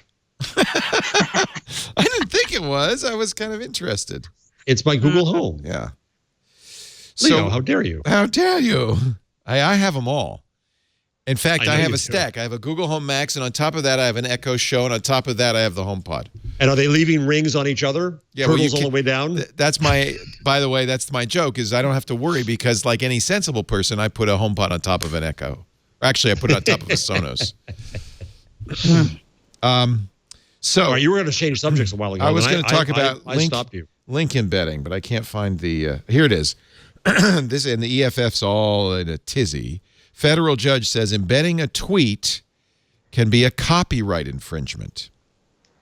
Did you see this? This is tizzy worthy, you bet. Tizzy worthy. So a photographer is upset. Justin Goldman. He put on Snapchat a picture that he took of Tom Brady. Somebody tweeted his Snapchat picture. At which point, Breitbart, Time, Yahoo, Vox Media, and Boston Globe, among others, retweeted the tweet with his picture in it without giving him credit. Goldman is sued, saying those stories infringe my copyright. Now, this is not settled yet because this is, he asked for I guess the newspapers asked for a summary judgment, and the judge said, no, I don't think so. We're going to trial on this one. I think there's some merit in this. Judge Catherine Forrest of which circuit? I can't remember. The New York Circuit. Said you can infringe copyright by embedding a tweet in a web page, contrary to the long-standing Perfect 10 versus Amazon test. She said this test, which is whose server does the infringing material lie on, is based in part on Catherine Forrest rejected the Ninth Circuit's server test based in part on a surprising approach, I'm quoting the EFF, to the process of embedding. The opinion describes the simple process of embedding a tweet or image, something done every day by millions of ordinary internet users, as if it were a highly technical process done by coders. She says that process puts publishers, not servers, in the driver's seat. When defendants cause the embedded tweets to appear on their websites, their actions violated the photographer's exclusive display right. The fact that the image was hosted on Twitter's server does not shield them from this result. Watch out, Internet. Call me crazy, but if you are going to share, if I'm going to share a photo on a social sharing service. Well, he shared it on Snapchat. I don't know if he shared it publicly. I'm not sure. That's unclear. Then don't share it at all. Right. Right? You know, sell it to Getty. But sharing it on Snapchat, I don't think abrogates his copyright. No. From a legal standpoint, I understand and agree with you. I'm just thinking, just common sense. We're setting ourselves up to fail when we forget how easy these tools are to use, how much they're used, Absolutely. and what they're used for. So, absolutely.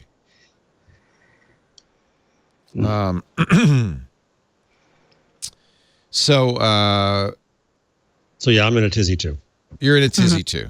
I think there's still going to be a trial on this, but I might be mistaken.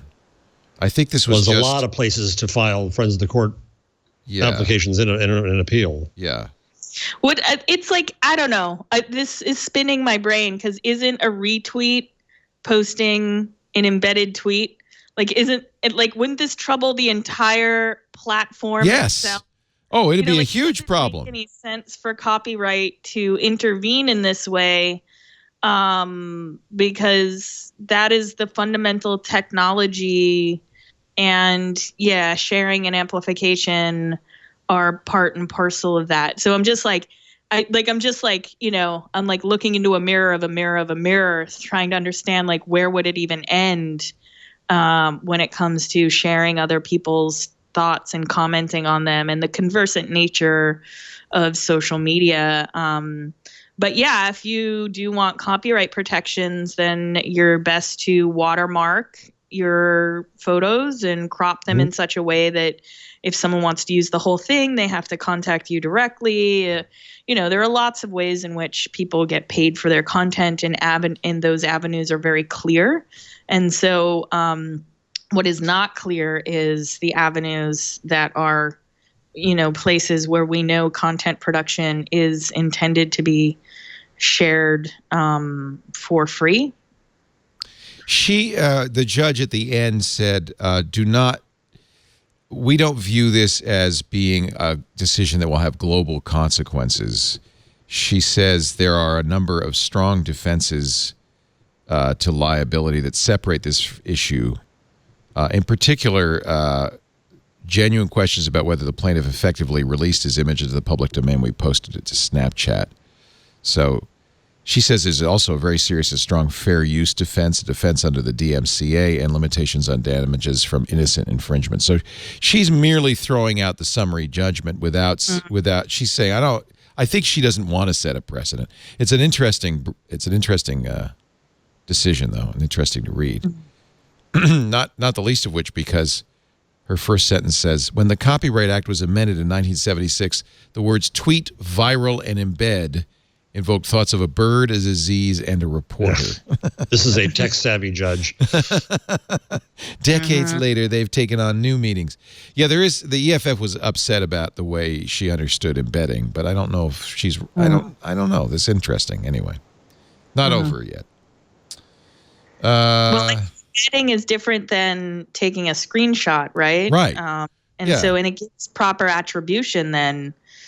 Well, to the tweeter, not to the photographer. Then the first violation is really from the person who took it from Snapchat and posted on Twitter. And it's a Section 230 question of the safe harbor. Right. And Twitter's not a defendant in this. Right. The publishers who retweeted the tweet are the defendants. Oh, because they purposely did it.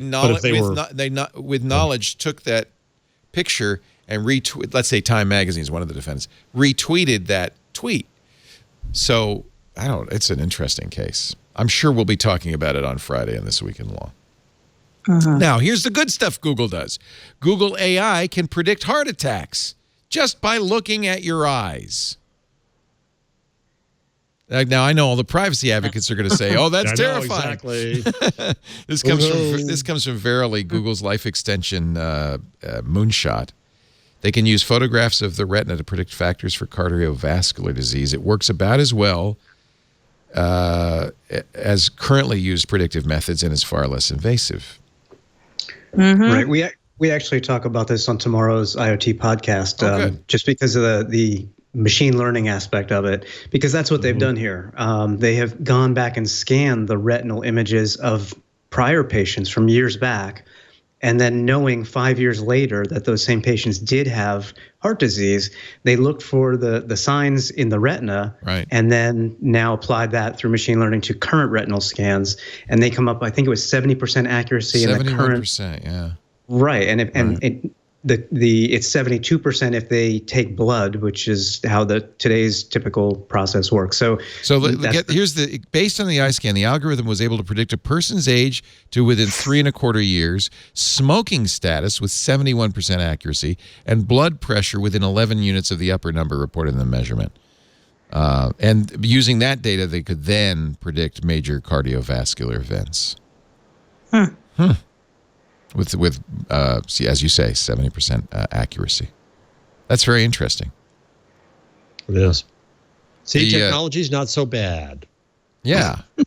See? Until your insurance company starts taking pictures of you on the street looking to see if you're going to have a heart attack and sends you a picture with their red light camera saying, sorry, Jeff, you can't get a insurance because we could see from your eyes you're going to get sick. That is very panoptic, Leo. Hey, I'm all about the panopticon, man. A bad path on this show. One of the things that is intriguing to me about networked medicine and medicine derived from AI at this stage is, a lot of people gave those samples and never really were informed of the uses and the possibilities for what, so I'm wondering, did at any time the people who's had their retinas scanned and their medical records released, what is the process by which Google created and contained that data set?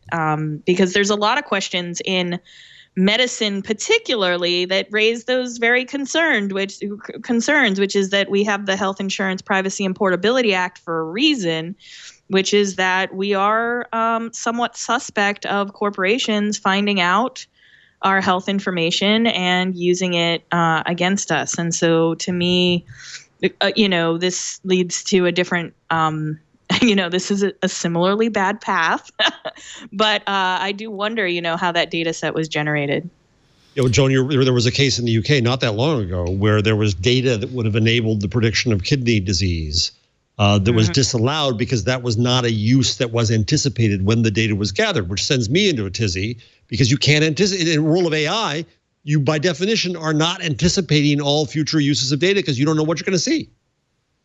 Yeah, and there are ways when you go to the hospital, you sign, that research is, part of, if you get a biopsy, often your blood that's collected they only need a tiny, tiny bit of it to run those tests. And then the bio waste, as it's called, circulates in a tissue economy.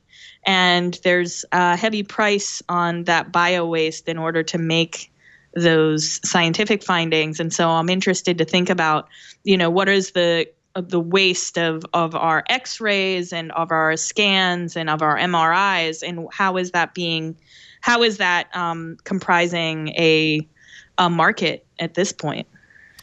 So here's an interesting story from the Information. What if you were a little startup, maybe you have a smart lock, and you took money from Amazon's fund, investment money, to help you work better with Amazon's Echo? Then what if Amazon came along and made it a $100 million offer to buy you, an offer you considered too low, so you turned it down?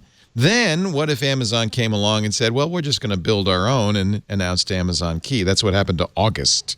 And I know, Kevin, you know all about these. In fact, I think Stacy loves the August locks, right? I can't remember. She does. And it's a great lock.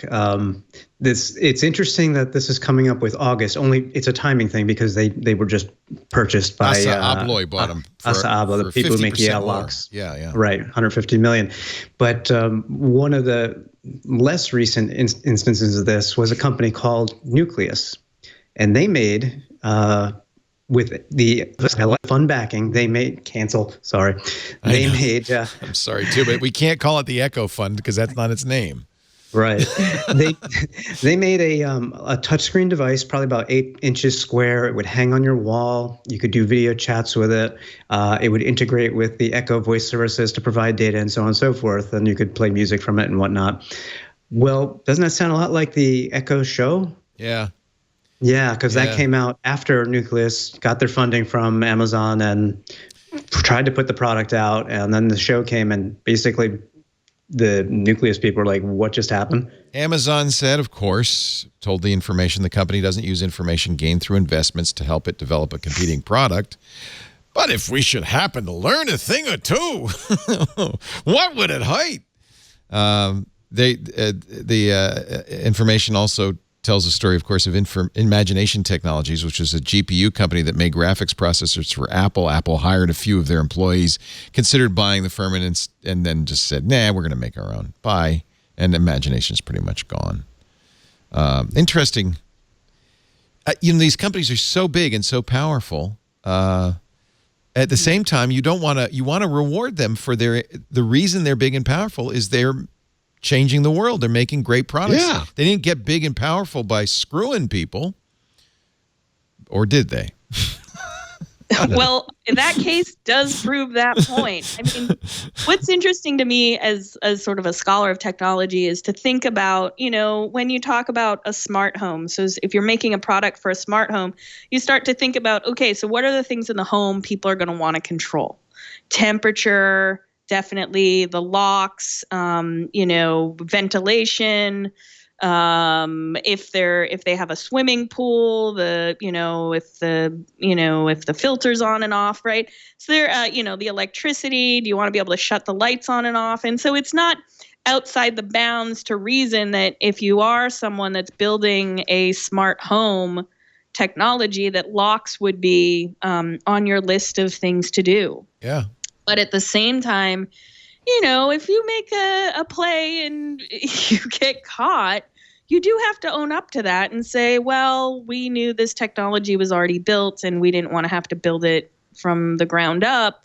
Or they wanted to, to me, this is anti-competitive in the sense that they know that this is a rising star on this market, right, and they want to acquire and then probably kill, right? But at the same time, I mean, I think about what Facebook did with Snapchat. They Facebook's pattern is to buy competitors like Instagram, like WhatsApp, and fold them into the Facebook family. That way, if you're going to leave Facebook to use WhatsApp, well, at least you'll be using a Facebook product. When they couldn't buy Snapchat, they just they enhanced Instagram to beat Snapchat, and it worked. By the way, it seems to be working. But that doesn't feel like that's illegal. That's competitive. So this is the problem. It's hard. And boy, Microsoft's famous for, engulf and devour, or what, I can't remember what the term was we used to use about Microsoft, but that was the idea. They would do exactly the same thing. They'd pretend to want to buy a company. They'd find out all about it. Then they'd not buy them and do something competitive. But Microsoft was famous for being a hard-charging competitor. Bill Gates always wanted to win. He played really hard. And you want companies to play really hard. But so it's tricky. Yeah, there's that. And then, ultimately they can't be everything to everyone, right? And so part of it is understanding as they expand the possibilities of these technologies and get into different markets and aggregate, all of these users into a very large platform, that also makes it really difficult for anyone new to step into the market in small sections or subsections of those technology spaces, because starting up a technology company is extremely expensive. Yeah. And so one of the things that not only do you shift the kinds of innovation that are possible, but you also really limit the product space in a way that, it'd be nice if we had, many different phone cameras to pick from. And that we, instead of having just a few that work well. Here's a New York supermarket. Tops files bankruptcy, cites debt and Amazon. That might just be a convenient fall guy. Yeah, it's debt. We had a lot of debt. Oh, and Amazon. It's got to be. I mean, if you're a brick and mortar store, if you're selling anything on the internet, if you're doing any commerce of any kind, even if you're just doing health insurance, you got to be worried about Amazon in every respect. But that's ultimately good for consumers as long as they play fair, I guess. Is that it? Play fair? We just don't know if they are. That's, I think, the it's tricky hard part. to know. Yeah. That's why we have courts. Let's see. Samsung S9, we're going to have live coverage on Sunday. Father Robert Balaser and Ron Richards begins 9 a.m. Pacific, noon Eastern time of the Samsung event in Barcelona from Mobile World Congress. They are expected to announce a new S9 for a lot more money with dual lenses. The FCC is inspecting Agit Pile. We already talked about that. I just can't resist bringing it up again. Let me say that again. The FCC is investigating its own chairman because, well, it's a little suspicious that the FCC, at his behest, dropped their media ownership rules right before Sinclair announced its intention to buy Tribune Media for $3.9 billion. What do they know and when do they know it, right? That's always the question. Yeah. All right, I could tell you're losing energy, so we're going to take a break, and we will wrap this up with any picks or plugs or tips or tricks. Anything. Did we just mention that Damore lost his case against Google for the record? Yes. Yeah. Oh, yes. For the record. Let the record show. Just let the record show that the National Labor Relations Board says, no, you can't create a hostile environment. Sorry. That's a good reason for getting fired. Jimmy?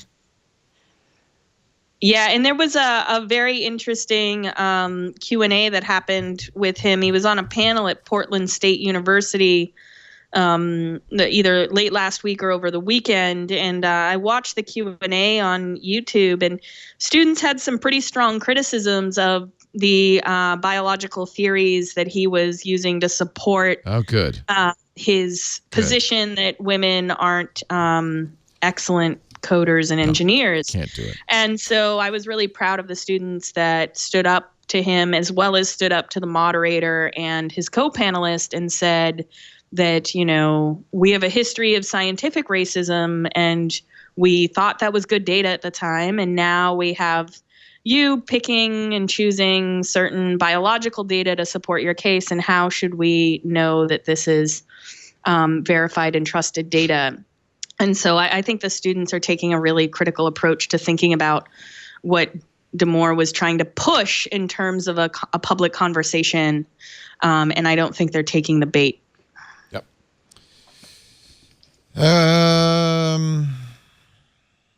Okay. Anything else? Any last? No, I just want to get that one in there, I agree. Jeff, prepare your number. Kevin, if you've got a sir. IoT device we should all be buying, I've got my checkbook on the ready.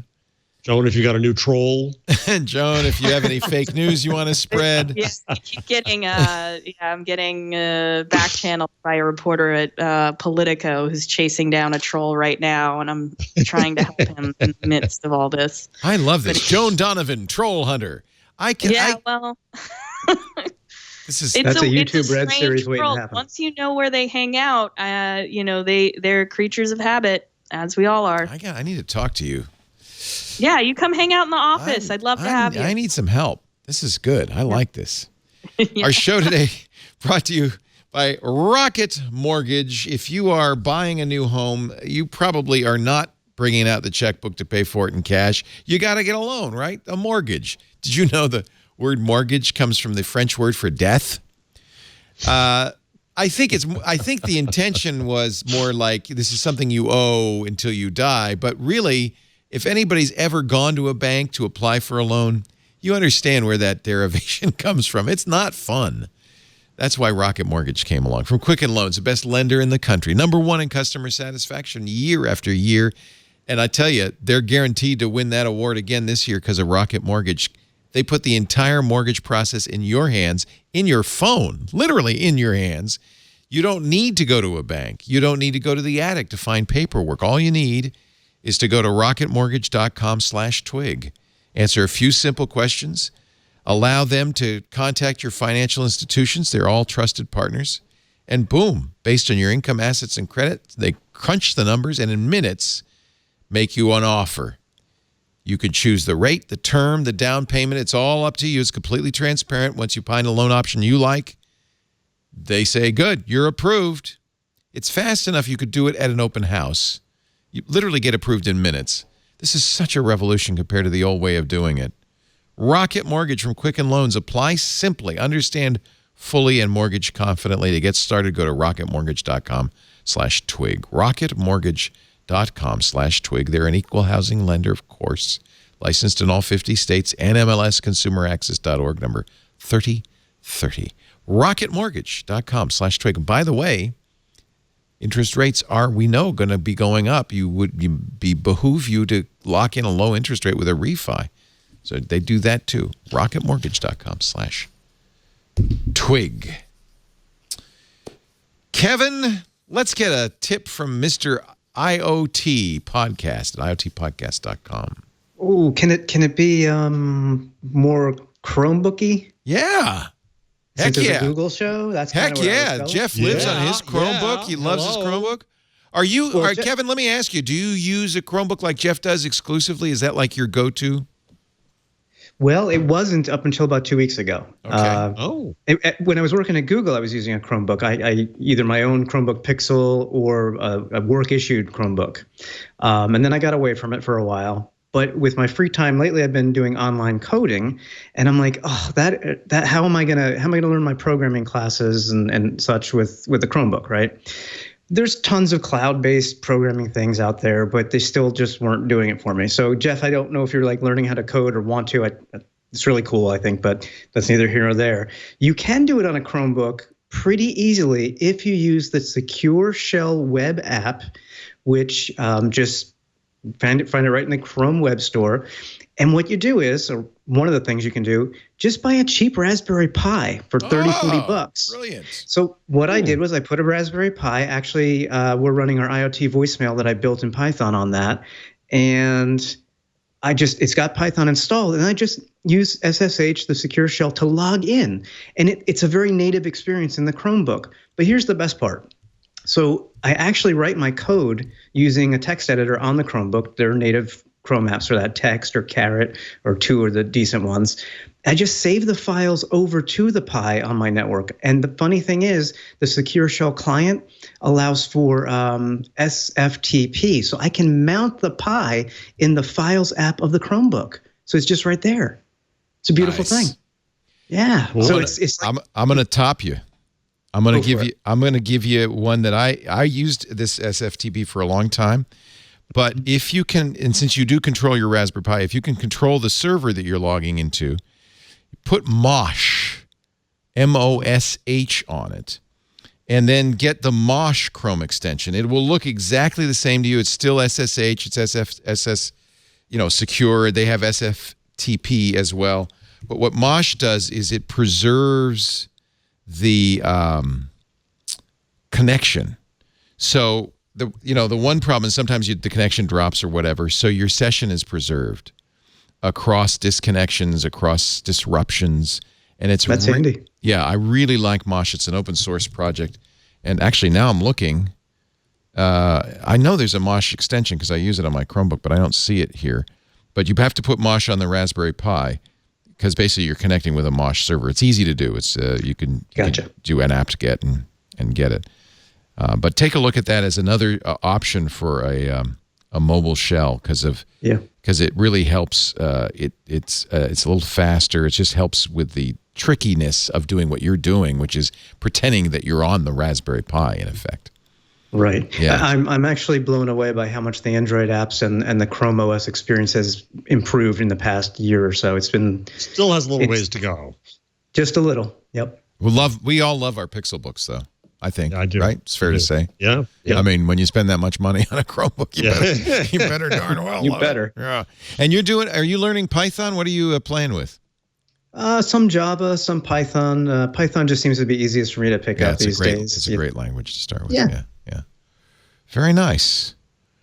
Mr. Jeff Jarvis, your pick of the week. Actually, this your one just number amused me a little bit. Yes. Analyst says on CNBC that Twitter and Snap will grow at the expense of Facebook. What just amused me about that is that how long ago was it? About 3 weeks ago when, Snap, Twitter, they're nearly dead. Over. Over. And now suddenly the fortunes change. Don't listen to analysts, I think is the rule. BS. Yeah. Just actually, Snap is not, I like it that Snap is not giving up. No, I do too. Gumption would be the word for them. Yeah. They're getting a lot of heat from more than 1 million users who say, I hate the new interface. But, I think I should check the change.org petition, but the last time I checked it was... I think we had something in the rundown where you can revert or something. Yeah, I don't know how well that works. Here's how to reverse the update on Android. In theory. But in theory that's not gonna, no. Oh, here's Snap's response. 1.2 million signatures. To Nick and all of the Snapchatters who signed the petition, we hear you. We appreciate you took the time to let us know how you feel. This is how a company should respond to these petitions. They're explaining why they're doing it. We are going to do some more changes. The new foundation is just the beginning. In other words, we're not going to do what you want us to do, which is revert. Right. But which is very Facebook. But at least they're responding. News feed. Everybody hated the news feed, and Zuckerberg said, "Nope, nope." Yeah. I think companies have to have a strong vision and follow it. So I'm going to make your number 1.226252 million. That's how many people signed the petition. Joan, is there anything you'd like to plug or pick? So there was a book that came out today that is really interesting for people who are interested in technology. It's called Algorithms of Oppression, How Search Engines Reinforce Racism by Sophia Noble. And so she's a information studies scholar at UCLA, has been working on this book for several years. And what's interesting is the way that she challenges the notion of the algorithm here and then looks at what are the inputs and outputs and how do search engines discover and create and reinforce the biases that we are all very familiar with related to racism and sexism and homophobia. And she's got some really interesting ways of doing search as well as of cataloging these instances and case studies. And I should say that the kind of research that she does is impactful in the sense that these Google and corporations, they don't, have teams devoted internally that are doing this kind of work in the way that she does. And so her research to me is really provocative in the sense that it gets us an outsider's perspective on how to reimagine what it means to serve, curate, and distribute information. And so, I'm really, really happy that the book is out and available through Amazon. And last I heard this morning, it was actually sold out right now. And so I don't know if it's still true, but it's ranking, I think, number one, according to your screenshot there. So, and so it's a very popular book, and there's already a lot of conversation on social media about it and about what it would take to think about an information first perspective on and also to think about search engines as having dimensions where people are affected or where groups are affected, and where in a lot of ways our most harmful prejudices are amplified. Yeah, this is another approach to the same thing we've been talking about the whole show, which is how these companies affect us and sometimes unconsciously affect us. Mm-hmm. And I'm glad that people are doing the studies and looking and bringing it to the surface, because it's so easy to have unconscious inputs and affect you and change your point of view in a way that's not right.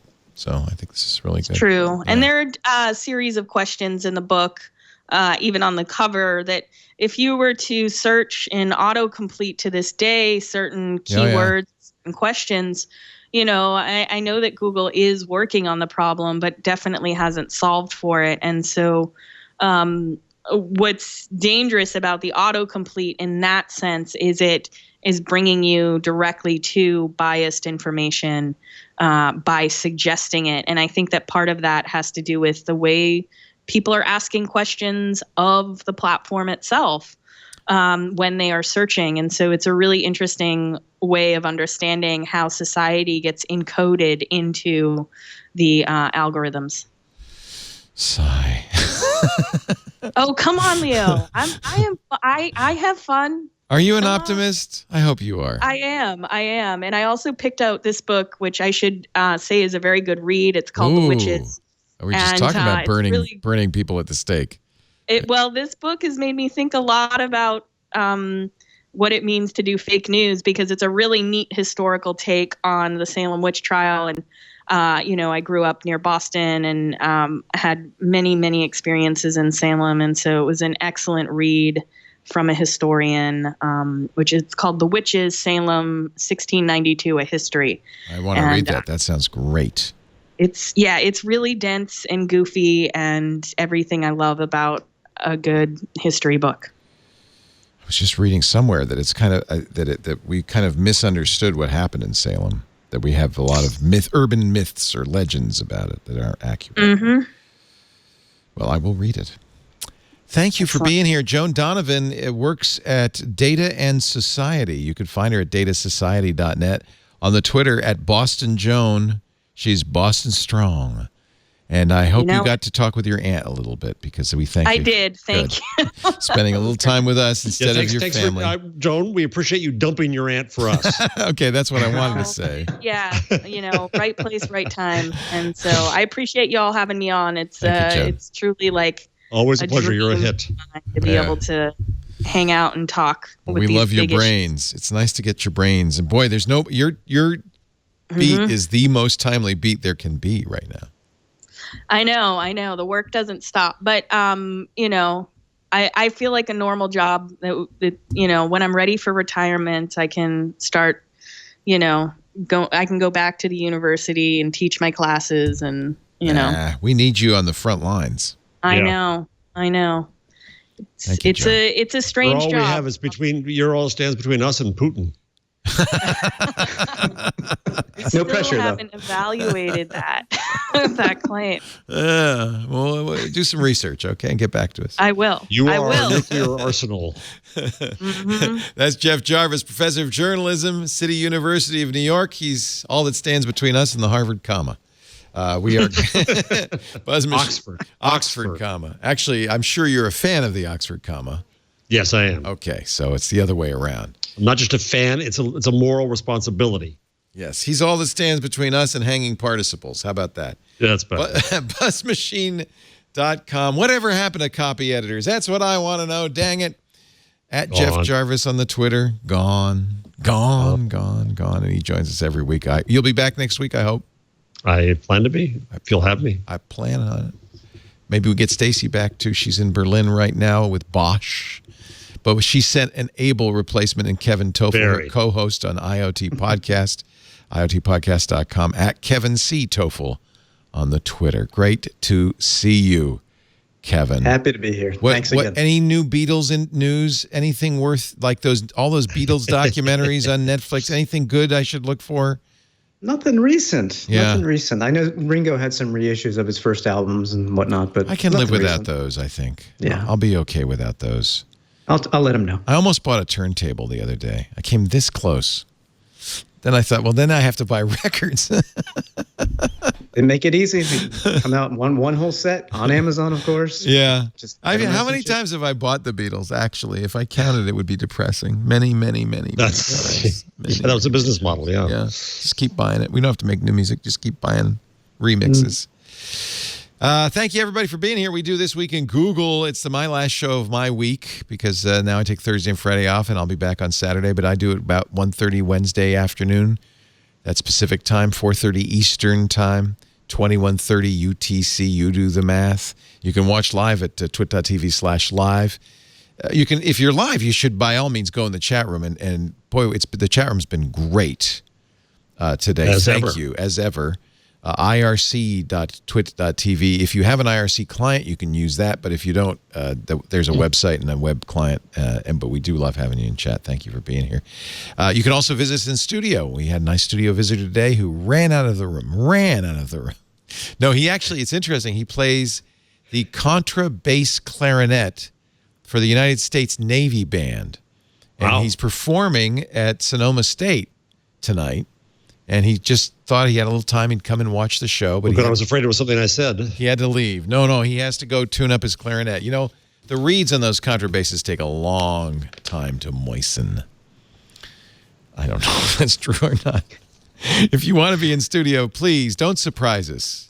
Please just email tickets@twit.tv so we can have a nice comfy chair set out for you, give you the roll out the welcome mat and all of that. Tickets@twit.tv. While you're at the website, twit.tv, don't forget our podcast, twit.tv/twig, on-demand versions of the show available there, audio and video. Of course, you can always subscribe either there or on any podcast client of your choice and get it every single week automatically delivered to your phone or your tablet or your computer. And man, I love these new voice assistants because you can listen to the show on every single one of them, whether it's the Apple HomePod or the Amazon Echo or even like the Cortana device from Harman Kardon, the Google Home device. All you have to do is basically, in almost every case, is say, I want to listen to This Week in Google or listen to Twig, and you should be able to get the most recent Okay, episode. Google, play This Week in Google. This is going to be a very Inception moment.